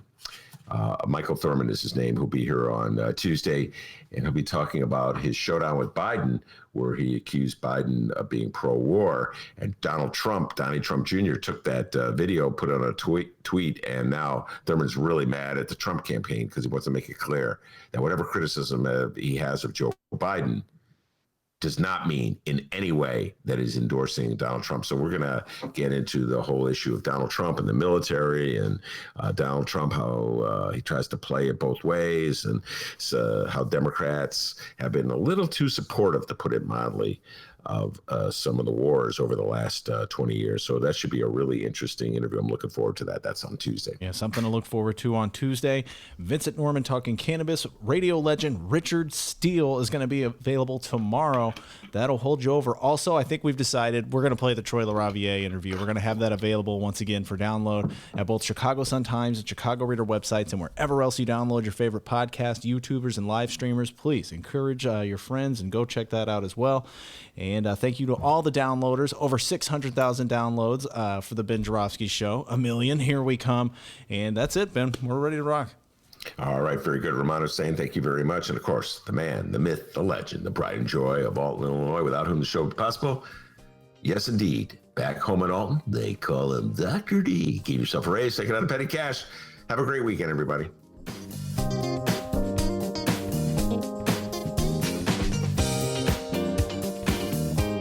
I'd love to win a Grammy.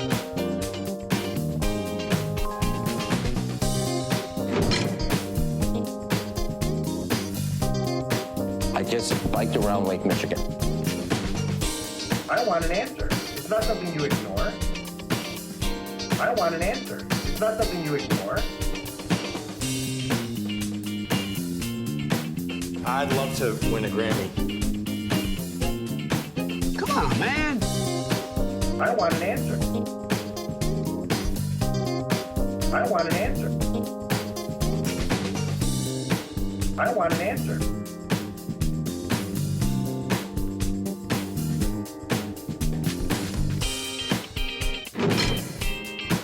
Come on, man.